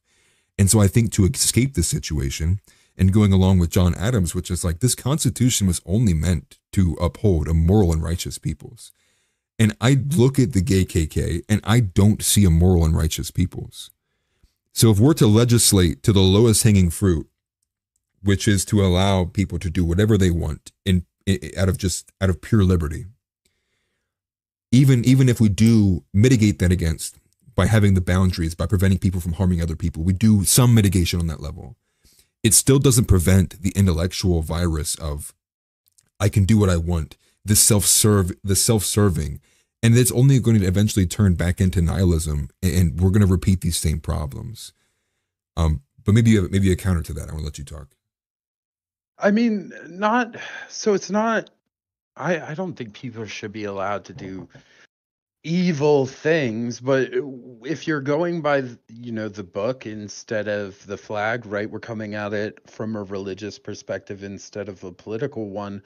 I think you end up with very dangerous religions if the idea is, to start deciding people are sinners and then taking away their freedoms for your perceived sin, because it always starts with people like the gays where you can see their sin on their sleeve, right? But eventually it'll be people like me, like I'm a sinner, I've sinned. Like if you believe in the book, you realize we're all a sinner. So I understand that you do think political policy should be tied up with religion, but I think you have to be careful in how you do that, because if you give religion too much power to decide who the sinners are and punish them for their sins, eventually that machine comes for everybody, because we're all sinners, And I agree with that, because that's the part where I don't like. I think fighting the culture war is more valuable than it would ever be to just simply push someone to the top to then, from top down, force Christianity down everybody's throat. I think that honestly, in developing a lot worse results than anything. And I stay away from that because I believe in Thomas Jefferson's his separation of church and state, not what it's become today, obviously, but the fact of like, you can't legislate the free will out of people. He's like, otherwise you're like literally in direct defiance of God's word. Like you can't, like you're trying to force through government enforcement that people hold these beliefs, and that goes against the message of Christianity, which is that you will come to Jesus on your own accord, of your own free will. So that's why I sit here and I'm in this spot where I'm like, it's getting hard out here. Forgive me, because as you can see in the screenshot here, homosexuality is basically the official religion of the state now. Like the odds are in the favor of evil. And so I really don't know how you can even get a solid reign on the culture without taking little steps, like with what Dusty Deaver's doing in Oklahoma, which is banning pornography. Like, well, you brought up an interesting point that I'd like to elaborate on, right? You said that it's become a religion, and you said that the homosexual agenda, or whatever, you kind of referred to that part, but the whole leftist movement made wokeism their religion, and then they decided who were the sinners for that religion, and then they weaponized the machine to go after those people, and now you see the machine coming out after the people that got it going and weaponized it. And I think that their fake religion and your Christianity, if you mix it up with authoritarian politics, eventually you're going to get the same result, right? Yeah. Even though their religion isn't, it's it's lunacy, it's based in nonsense. You essentially get the same thing, right? You create this machine, you weaponize it, you point it at the target, but eventually it's going to come back for you. And that's Eventually after the gays, it's going to be like, oh, this person had kids out of wedlock, or something like that, and then that machine will come for you eventually. and then you go back to an extremely puritanical society, and that's where I think like there's room to be between a puritanical society and definitely what's occurring now. But I agree with you, because I also like there's no point in giving the government the authority to do these things to people, because it will inevitably just be used against those who instituted it in the first place, aka Patriot Act, January 6th. That's why I'm sitting here being like, I am finding it hard to find legalistic solutions to restoring righteousness in the country and eliminating degeneracy.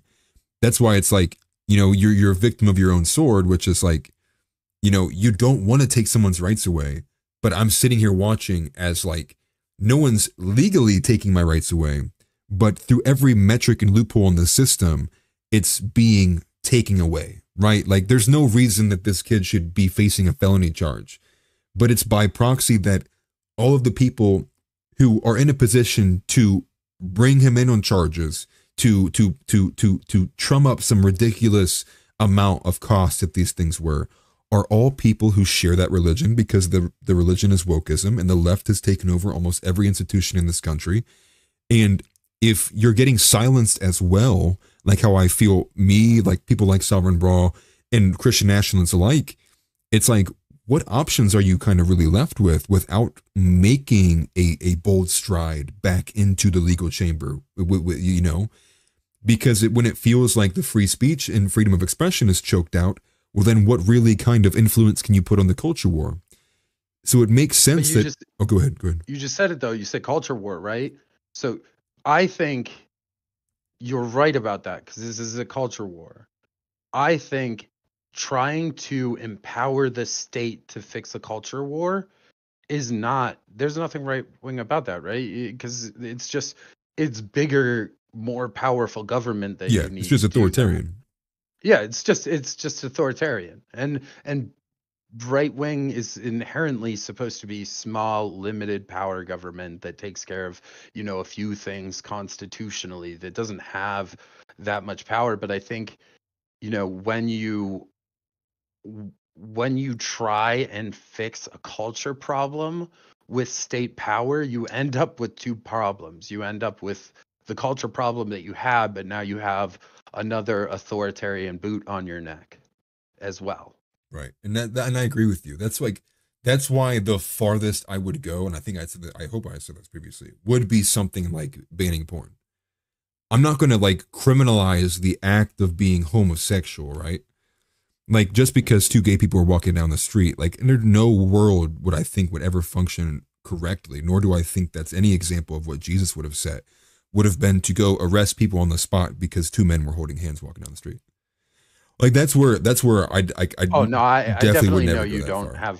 have that kind of hate in your heart where you'd want to be like, wrapping people up because they're holding hands or something like that. But No, right. I do think that you do have a tendency to want to fix things in a more forceful manner, right? You're a hammer. You're a hammer of a guy, right? The old saying, if you're a hammer, every problem looks like a nail. Correct. Well, and I agree with you, and I can tell how well-meaning you are, but I think, some of these problems look like one thing, but they're a totally different thing. The Christian values that you're pushing need to be pushed in the household, in the family. We need to prop up the family with that stuff. We don't want to give the state power to tell us about morals. It's an immoral, corrupt institution. So although I think the ideas that you have are the right ideas. I think we need to find a way to implement them culturally and not politically. And I agree with you. Like I agree. Like it by far the culture is way more valuable in terms of winning than it is to go straight to the state. I guess I'm just in this position where I think like I don't really see the Christians winning culture right now. I think the culture war is being won by the right, but it's the Christless conservatism that's winning. And while I'll take wins where I can get them, it still kind of leaves dirt on the name of Christianity, because it does seem like most people who are in Con Inc. and these mainstream pages also hold these sentiments. Like they would never embrace Christianity to the full point that it became their personalities, because they'd rather it's their Republican conservative values that take hold and are their forward facing value systems rather than Christianity. And I'm just thinking and feeling like we're just bound to continually repeat this, because we're watching Trump go through dumb case after dumb case after dumb case, and there's still no AG who's trying to sue or trying to get Biden on charges. What even happened to the Hunter Biden story? Like, there's so many other things that could be happening that aren't happening, that would be good uses of state power, that aren't even being attempted to be used. So I guess I'm even sitting in a position where maybe the culture war is being won by a better side than the one that was already winning. But is this going to put us in any better position for 30 years from now? Or are we just bound to continually repeat the same mistakes until Christianity is just non-existent, right? Like, and then conservatism is essentially just liberalism from 2000 to 2015, and then that's what I see really is like the culture war is being won politically, but Christianity has been losing this entire time. It's a fair assessment. You've got a pretty serious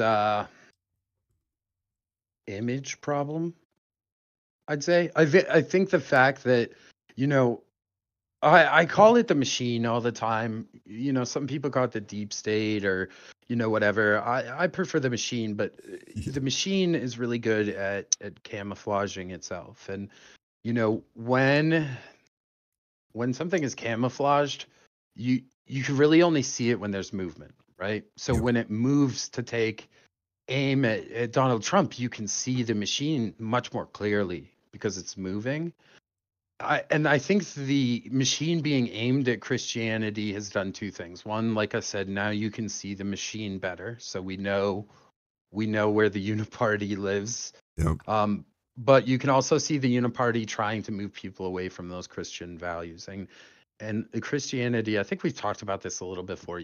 It's an image problem. It's not cool, there's the people that are pushing Christianity on, not pushing, but teaching Christianity to the youth are not people that the youth are interested in listening to a lot of the times. Like, you go to these places, there's some guy in like white New Balances with a fanny pack and some cargo shorts. Yep.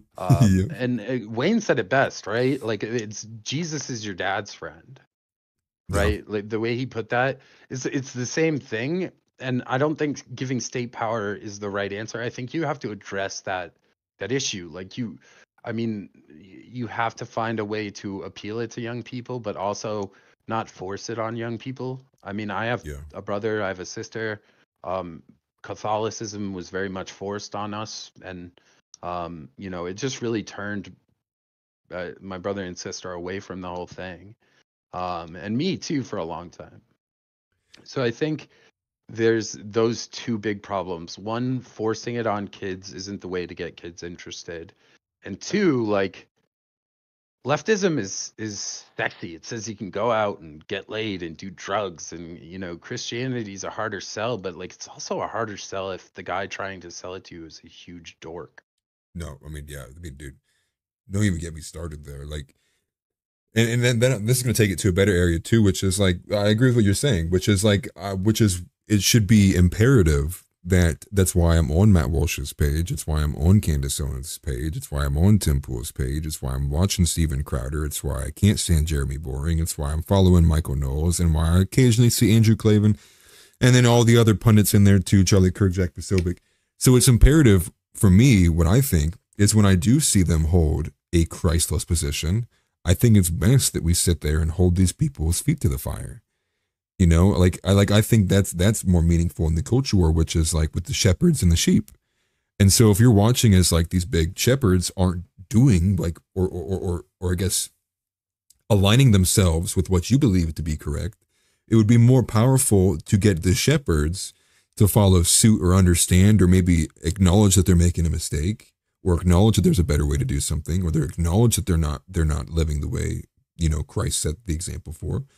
Then I think it would be better served that we get the shepherds to follow along in the message, adopt more of the Christian or nationalist sentiment, and that way it does become less of an image problem. It does become a bit more like like cool, right, compared to leftism, right? Because then that's what I'm also like left at too. Is like, especially when it comes to the young minds of children, like I'm not going to expect any of these kids to go pick a Bible over a piece of candy next to a drag queen, you know, like, and that's also too where it's like that. I also can't. I think there is some levels of authoritarianism in there that like that's good, right? Like the authority of the parents being like, okay, like son, you're not going to go do this. Like I know better than you. And now obviously that's a stretch to take it to the state, right? Because generally the state's stupider than the people it governs. But there's got to be some, I think, counterbalance there, because you said it yourself, like it's an image thing, and like Christianity is never going to match up to the temptations of alcohol and promiscuity, and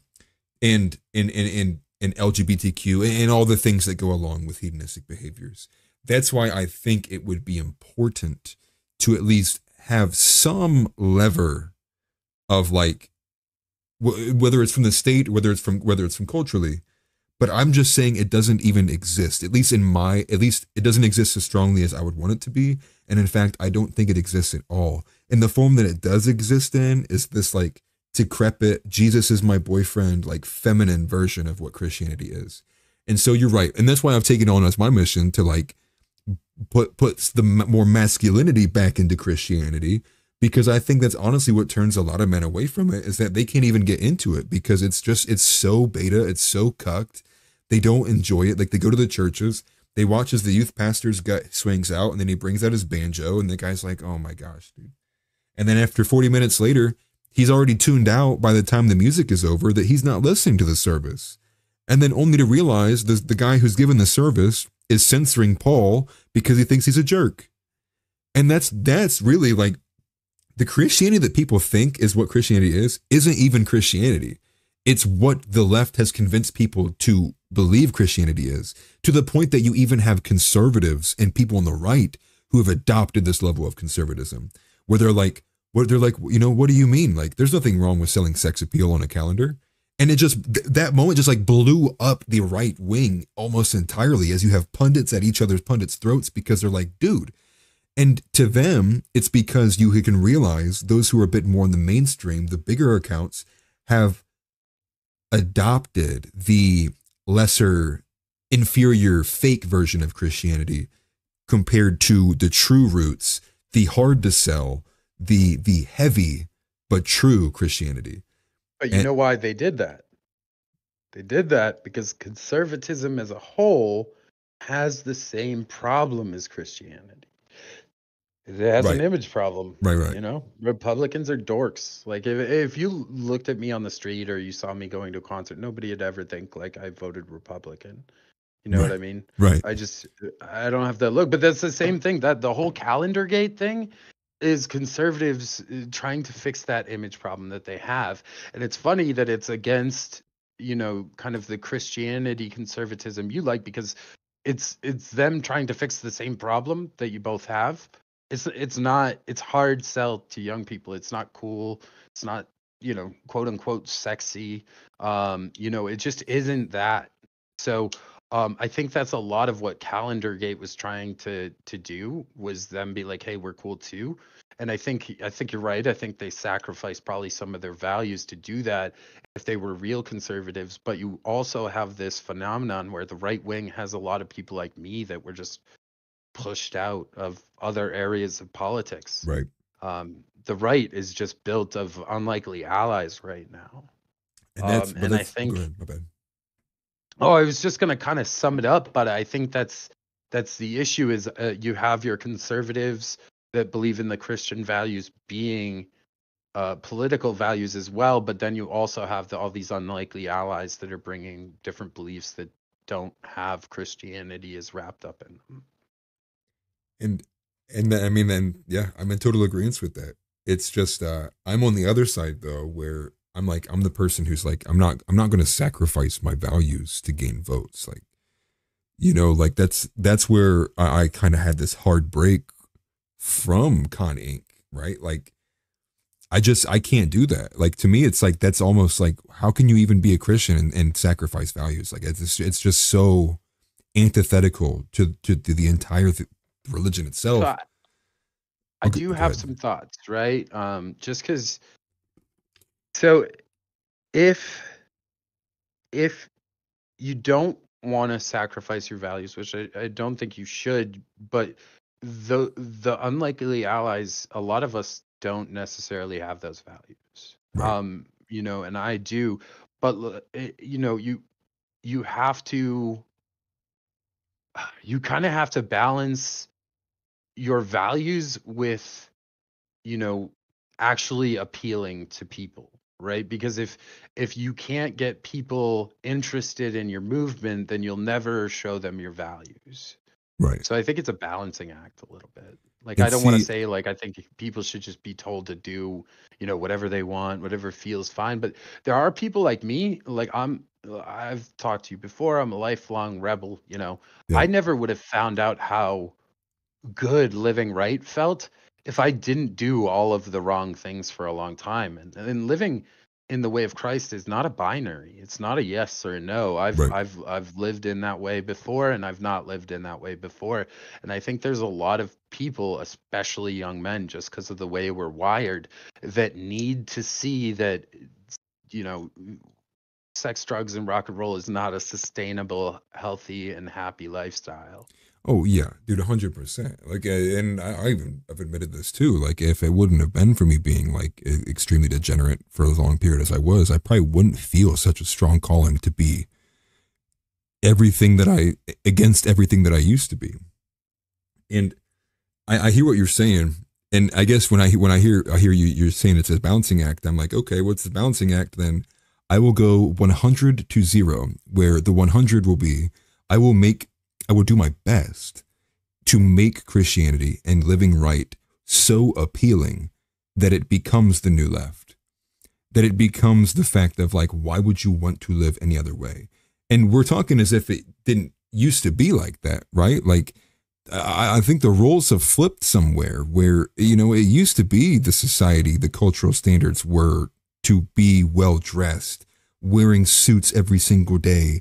And now, we do have a culture where it's like pajamas. People wear pajamas. They don't care. They just kind of walk around and whatever. Like, I think there used to be a time in which these values could be upheld. And maybe we're too far beyond the Rubicon to make that ever happen again. But I at least got to try.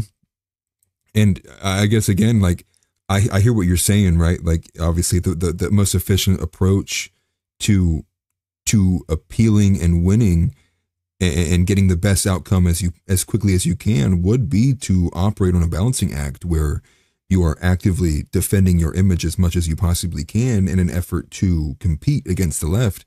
But I guess that's not the avenue I'd want to take. I'd much rather take 10 years off and let the left win, while we sit and rebuild our image and we figure out who the real the vocal leader should be in this movement.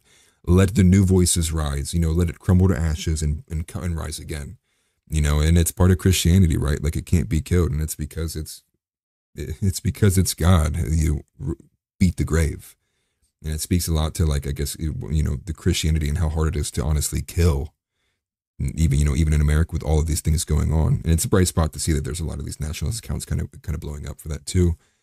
But yeah, I guess if you are ascribing the problem to be the fact that Christianity is a hard sell and that its image is what defeats it in the political arena, then rather than accepting that as what it is, I think it would be more valued to perfect the image, change it to what it should be, and get away and step away from this only salvation message. Get away from this "he gets us" cringy, corny kind of stuff.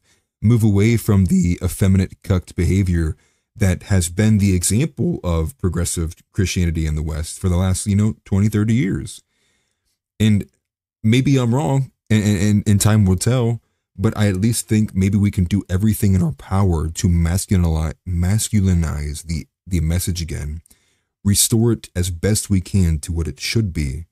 And if at that point it still loses in the political arena, maybe then we have our answer, which is we won't be able to return to being a majoritively religious peoples. But I guess, go ahead, my bad. Oh, sorry. I was going to say, just to be clear, I don't think we should compromise our values, but we should understand that a lot of times the route to having those values isn't such a straight line, right? Yeah. You can't imagine the amount of wrong and sin and possibly even evil acts that I've done to be able to say that I can live by these values, right? Like, I did a lot of wrong living before I found the right path. And I don't think we should compromise our values, but we should understand that the route to those values are different. And some people are going to have to live wrong before they figure out how good living right feels. Yeah. And I don't want us to change our values, but we need to understand that everybody's route there is different. Oh yeah, no. And it's another idealistic pipe dream to think that, like, you would ever have some, like, sinless society, right? Like, there's no chance we're going to be making heaven on earth.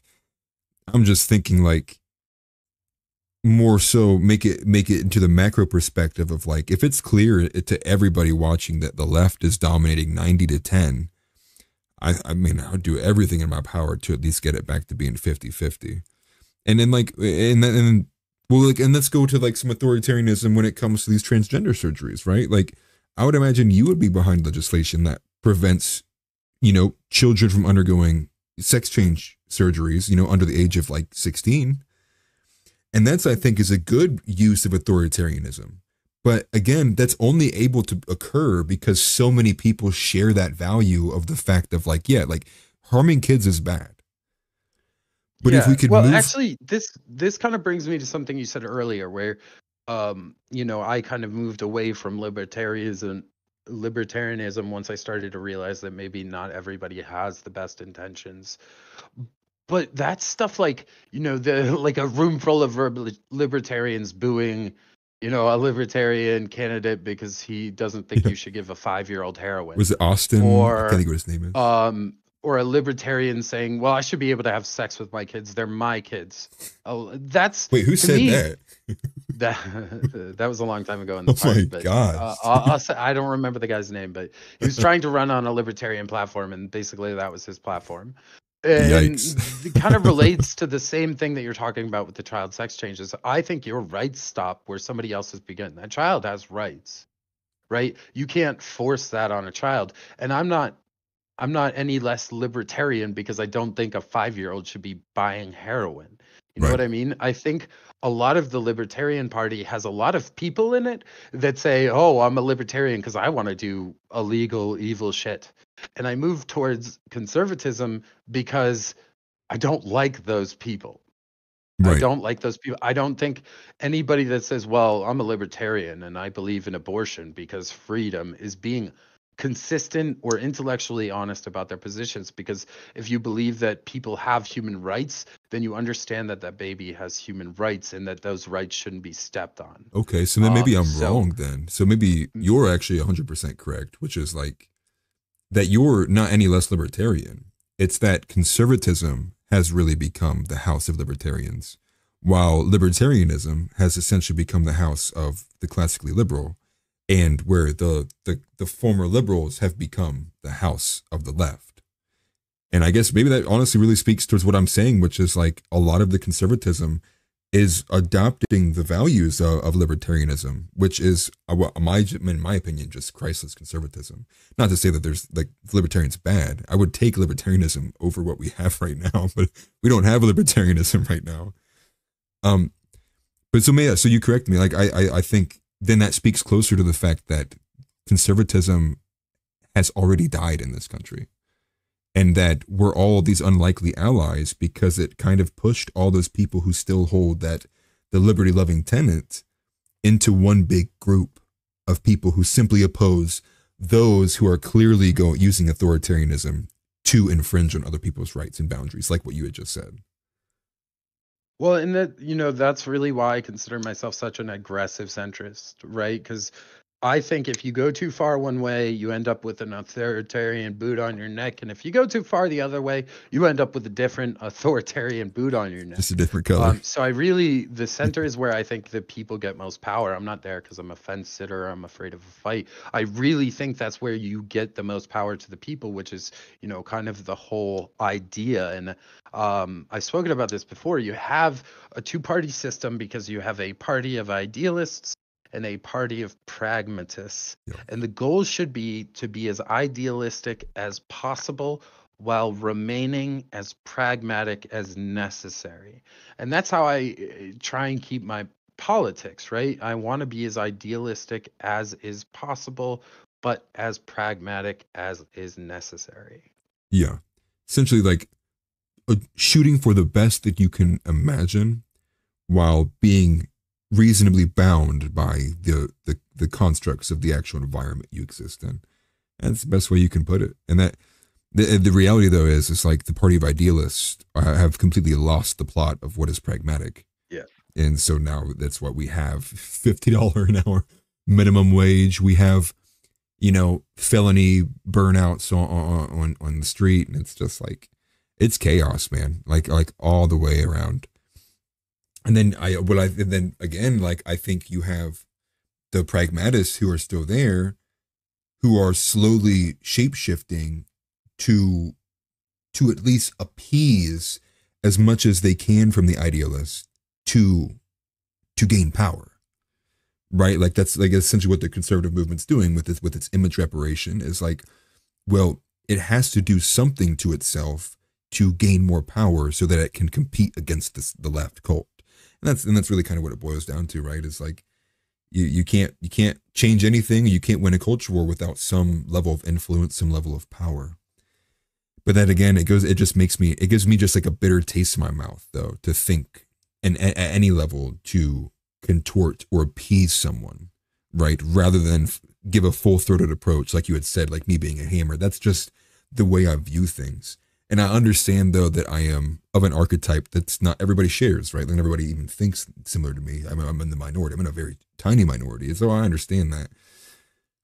I guess if I was to move forward, though, from this point, it would be to do my best as I possibly could to retain all Christian values while also being pragmatic and trying to not usurp authority over someone else's right and cross that boundary, like you had said.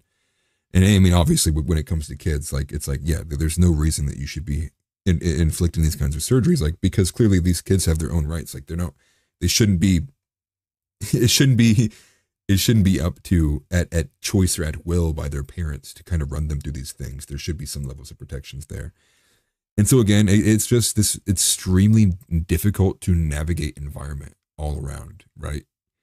And the whole time you got to do this while avoiding being called racist, avoid being called, a woman hater, avoid being called, what are the ones I'm missing? Fat phobic, avoid being called transphobic, like, and that's where I think like we can't be in this reactionary position forever. At some point, we will have to do more in the culture war besides just putting Ben Shapiro in a rap video.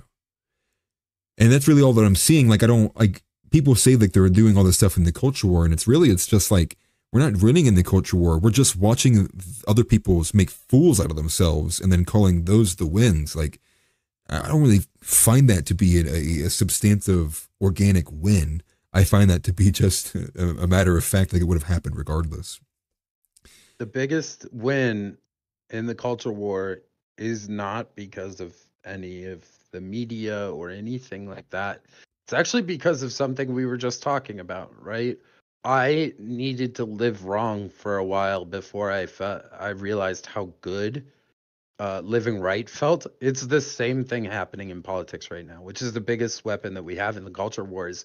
People are actually living by these crazy idealistic policies that have gone completely off the deep end, and they're starting to realize how much nicer it is living under somebody trying to be pragmatic and practical within what is actually real. So I think, just like, we found out living right felt better by living wrong so long, I think politically it's going to be a pretty powerful weapon when people get to see, like, well, this is what it could be.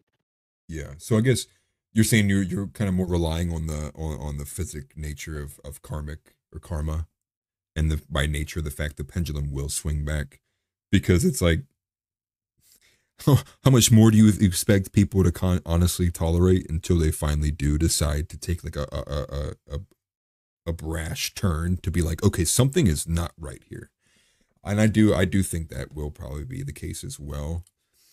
I guess what I have to combat is not following down the trap of assuming that we are actually in the end times, right? Because if you fall in that trap and and you're sitting there, right? Yeah, you become cynical, and then you get in the position of like, yeah, like, why would I even try? Like, it's all going to go out. But I also say that not for myself. I say that as if that becomes the majority perspective, and most people, even those who aren't that religious, which is just like, well, it's all getting bad, it's all going to shit, then I think maybe at that point you would not see the karmic swing of the pendulum back in the other direction, because you would have so many people just kind of subconsciously committing to the idea that it's never going to change. And so if that kind of leaves the populace, and then new generations are brought into the fabric without that kind of foundational of like, it wasn't always this bad, and then I think then you do kind of come across a real possibility of the pendulum not swinging back ever, or at least for a very long time. And that's also something to be worried about too, because I know I'm commonly black-pilled by things, but I think even most people who, if they're not even like black-pilled per se, they may just carry that base sentiment of like, well, the world's going to shit, who cares? And that is just, a dumbed down version of like, we're in the end times, like the end is nigh. And so I think if we can convince people that there's reasonable a path forward and out of this, that is also imperative, just as much as it's imperative to ensure that like the conservative pundits, the people you vote for, the ones that you push into the office, you're holding them accountable for like the things that you actually believe. It can't be this like set it and forget it and like R all the way down, like, like only voting if it's blue or whatever you had said. Like, it can't be like that. We have to change the culture, and it's going to go down to like this individualism, like the rugged individualistic nature of owning your own self-agency and not outsourcing your masculinity, your intellectuality to people you never met in your life. And I think if we can start like reining some of that back in, good things will follow without ever needing to authoritatively legislate Christianity back into the world. Like, it will just start to fall in place from there. That's why I think like there's plenty of weapons on this arsenal that can be used. I just think the longer the time keeps going, the less that are available to us. And so I don't want to get into a position where the only way out is like kinetics. Like I just like, that's something I would like to avoid almost entirely. I mean, I would love to avoid entirely. But I think like if we get into this trap of the end is nigh and we allow them to go 99-1, owning all the institutions, owning all the dialect, owning all of the public, the forums, then at that point it's like what do you do to get out of it besides revolution? And so Well, if you can fix a couple of core issues, I think a lot of other things will fix themselves, right? The attitude that you're talking about, you don't get to have that attitude if you have kids. I don't get to say end is nigh, let the world go to shit. mm-hmm, Who gives a care? I can't say any of that. My kids need to grow up in this world. right. I can't say, oh, let them win. I'll just live on my quiet little mountain property and mind my own business. I can't do that. My kids need to live in tomorrow's world. So I think, fixing the nuclear family naturally fixes a lot of cultural issues that you have without needing state power or authoritarianism, right? Yeah. If you can get people to get married, all of a sudden women start voting more conservative. Families go to church. If that happens, you naturally have less degeneracy when people are raised right in a nuclear family. You have less children on drugs or doing promiscuous stuff, right? So I, Yeah. I think to say the end is nigh because everything is going to shit, when you say, hey, if we fix just a couple of these things, everything else will kind of fall in place. I think if you could point that out to people, they'd less have that end is nigh attitude. And again, if you fix the nuclear family, you don't get the luxury of having the well, we'll just watch it all burn attitude, right? Because like I said, my kids have to live in tomorrow's world. Well, I think that are a phenomenal father, but I'm going to ask you this. I'll give you my opinion. I don't think most fathers are like you. But I want to ask your opinion. Do you think most fathers have that level of sentiment, right? Like that level of vigilance to be like, I must because I am. I don't think so. Honestly, with a lot of discussions I have, even with people my age, like I get sad because I think a lot of parents just treat their kids as mistakes and they wish they wouldn't have had them. And maybe that's just a byproduct of the people who have been in my life. But I agree with you entirely, and I think that someone who is truth oriented and someone who is oriented to owning themselves and being responsible and accountable will come to that same exact sentiment that you have arrived at yourself. I just don't think most people will. And maybe that's me being a naysayer and a black pillar, but I just generally don't think most parents are carrying that level of care and authority when it comes to ensuring the future for their children. But maybe I'm wrong, and maybe you think differently. Oh, I don't know, man. It's hard because the examples you get of stuff like that, where you're like, oh, parents. I feel like a lot of those examples are probably on social media. And if you're putting your kids on social media, you're probably already not so great of a parent. Right. So, although what you're talking about does exist and is blackpilling, it might not be as prevalent as you think. And again, I live in a different area than you. I don't see a lot of the stuff actively that you see. Like men up here aren't feminine. You don't last long if you are. It's a hard place to live. Yeah. So I maybe I don't see it, but like, I mean, I talk to parents all the time that are, wondering what kind of world their kids are going to grow up in. So I do think, especially with the world going to shit as fast as it is, I think a lot of parents are going to have that on their mind a lot more. And again, I think the more people in nuclear families, the more people we have skin in the game. We have all these people voting that don't have any skin in the game. They're, not net taxpayers. They're not married. They don't have kids. They don't own property.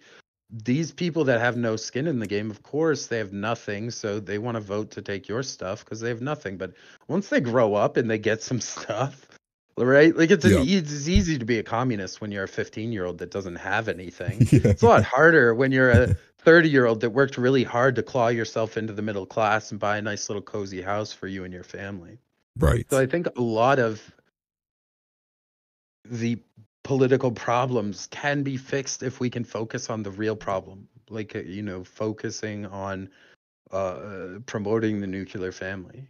And it's true. Like, they're pushing this marriage is sad, and owning, having a family or having kids is more trouble than it's worth. It's not. Those are all lies. Having a family is great. It's hard work. Everything you do is hard work. Having a wife is great. Relationships are hard work. Yep. People need to stop being like, oh, you'll fall in love at first sight and then you'll just be happy ever after. Fucking work. Anything that you do in your life that's going to be worth time is work. Yeah, I think if we told people going in, this is work. It's hard work, but it's fulfilling. And at the end of the day, you're going to be happy that you did it. I think that's a better message than, oh, well, you could just make more money if you don't have kids. Yeah, sure. Who are you going to share it with when you're dying? When you're on your deathbed, do you want to be comforted by some nurse that doesn't know your name, or your family that you've raised through generations? I'm a dink. No, no, dude. You're right, though. I mean, the only thing I even have to say to what everything you had said, I agree with everything. I guess I'm sitting here wondering, at one point, if something was truly an issue, but it was still being cataloged on social media, how would we ever be able to tell, and what would we use as a metric to determine if it was being algorithmically propagated to seem like it was a huge problem, or if it was literally a problem by the pure amount of volume of videos that get uploaded that are follow the same tropes? Well, let's be realistic. If you were able to tell, it wouldn't be brainwashing, right? Right? Like, all these videos you see of black people beating up white people, if you were able to tell that that wasn't what was happening all day, every day, it wouldn't be brainwashing. Which is absolutely what's happening. And all the destruction of the nuclear family and marriages and men versus women has all been brainwashing. And see, this is where I'm at, where it's like with the dual income, like no kids, the dink phenomenon. That's one where I'm like, yeah, it's probably overgated by social media. Where I disagree with you is like, I honestly, like, I'm about to invite you over to come stay with me for a week, and we're gonna walk around the city, and and I'm telling you, and maybe it's just a Columbus problem, but my wife will back me up. Those videos are a lot more real here in Columbus than what they seem to be on social media. And it's just something that I've really been struggling with, because I really don't know how to navigate it, because the more I'm witnessing in real life, and then it's being, I guess, confirmation and confirmed through the volume that I see and witness on social media, it's like, it's really becoming an issue where I'm like, I don't know how to navigate this, maybe besides like literally capturing footage myself.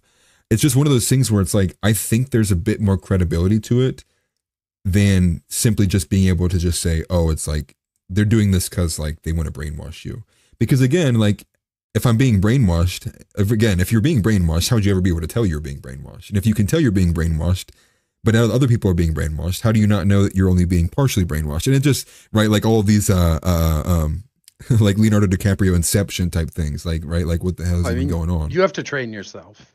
It takes training to see it, but also I've noticed that there's a lot of people that are really good at seeing it happening to other people, but not so good at seeing it or feeling it happen to themselves. Right? I feel like it's one of those things where it's really easy to point and say, women are being brainwashed to hate men, without realizing you're also being brainwashed to hate women. Yep. No, I agree with you. I do. I totally agree with you. And if we did that, you'd have to come stay with me for a week, and we'll go down to the town square with the guy with his free Bible sign. We'll take that guy out to lunch. But I won't want to come back talk to you for a little bit. I'm gonna show up and I'm gonna be like, no wonder you think all these things, dude. This is paradise. Yeah, of course. I live up in the mountains. It's beautiful, dude. I bought my house for $200,000, 4-bedroom, 2-bathroom house. Like I said, there's a guy on the town square with a free Bible sign in the summer, just handing out free Bibles and chatting to people. Like, I'm glad you got the house before the housing market blew up, though. That's a godsend.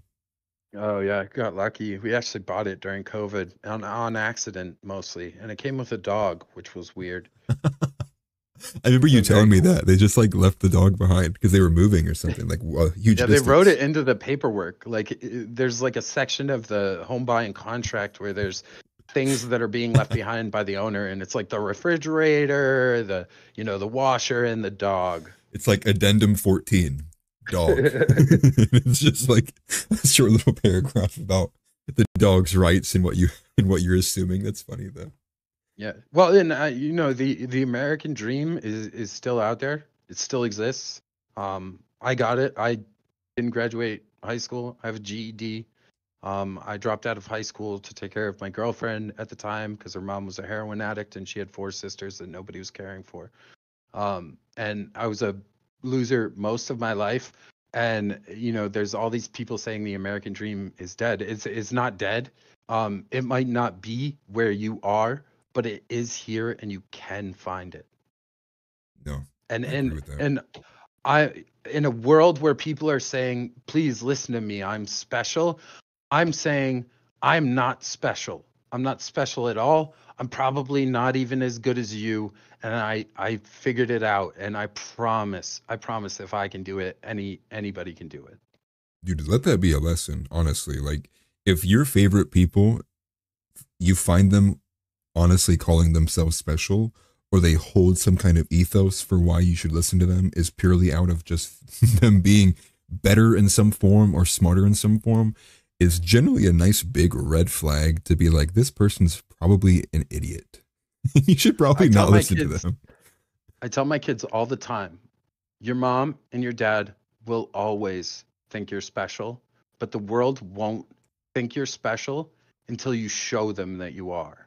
And that takes work and dedication, and you have to earn that right for people to think that. It's not automatic like it is with mom and dad. The world's not going to think that just because you're you. Yeah, dude, that's fire. That's actually a phenomenal message. And well, I guess we're at the end of the show here. Only have about 8 minutes. We hit 8:30. Is there anything else that you wanted to say to wrap anything up, or anything you felt like you didn't say? I don't know. If you like anything I've said, follow Atlas on his social media. Definitely give money to Dylan Brewer if you can. If you liked anything I said, follow Atlas. Don't bother me. That's fair enough. I'll take it. Listen, if you follow me, you're bound to hear more of Donny. So it's by proxy. So if you follow me, you're essentially following Donny all the same. Perfect. Yeah, perfect. Have your people talk to my people. Yeah, right.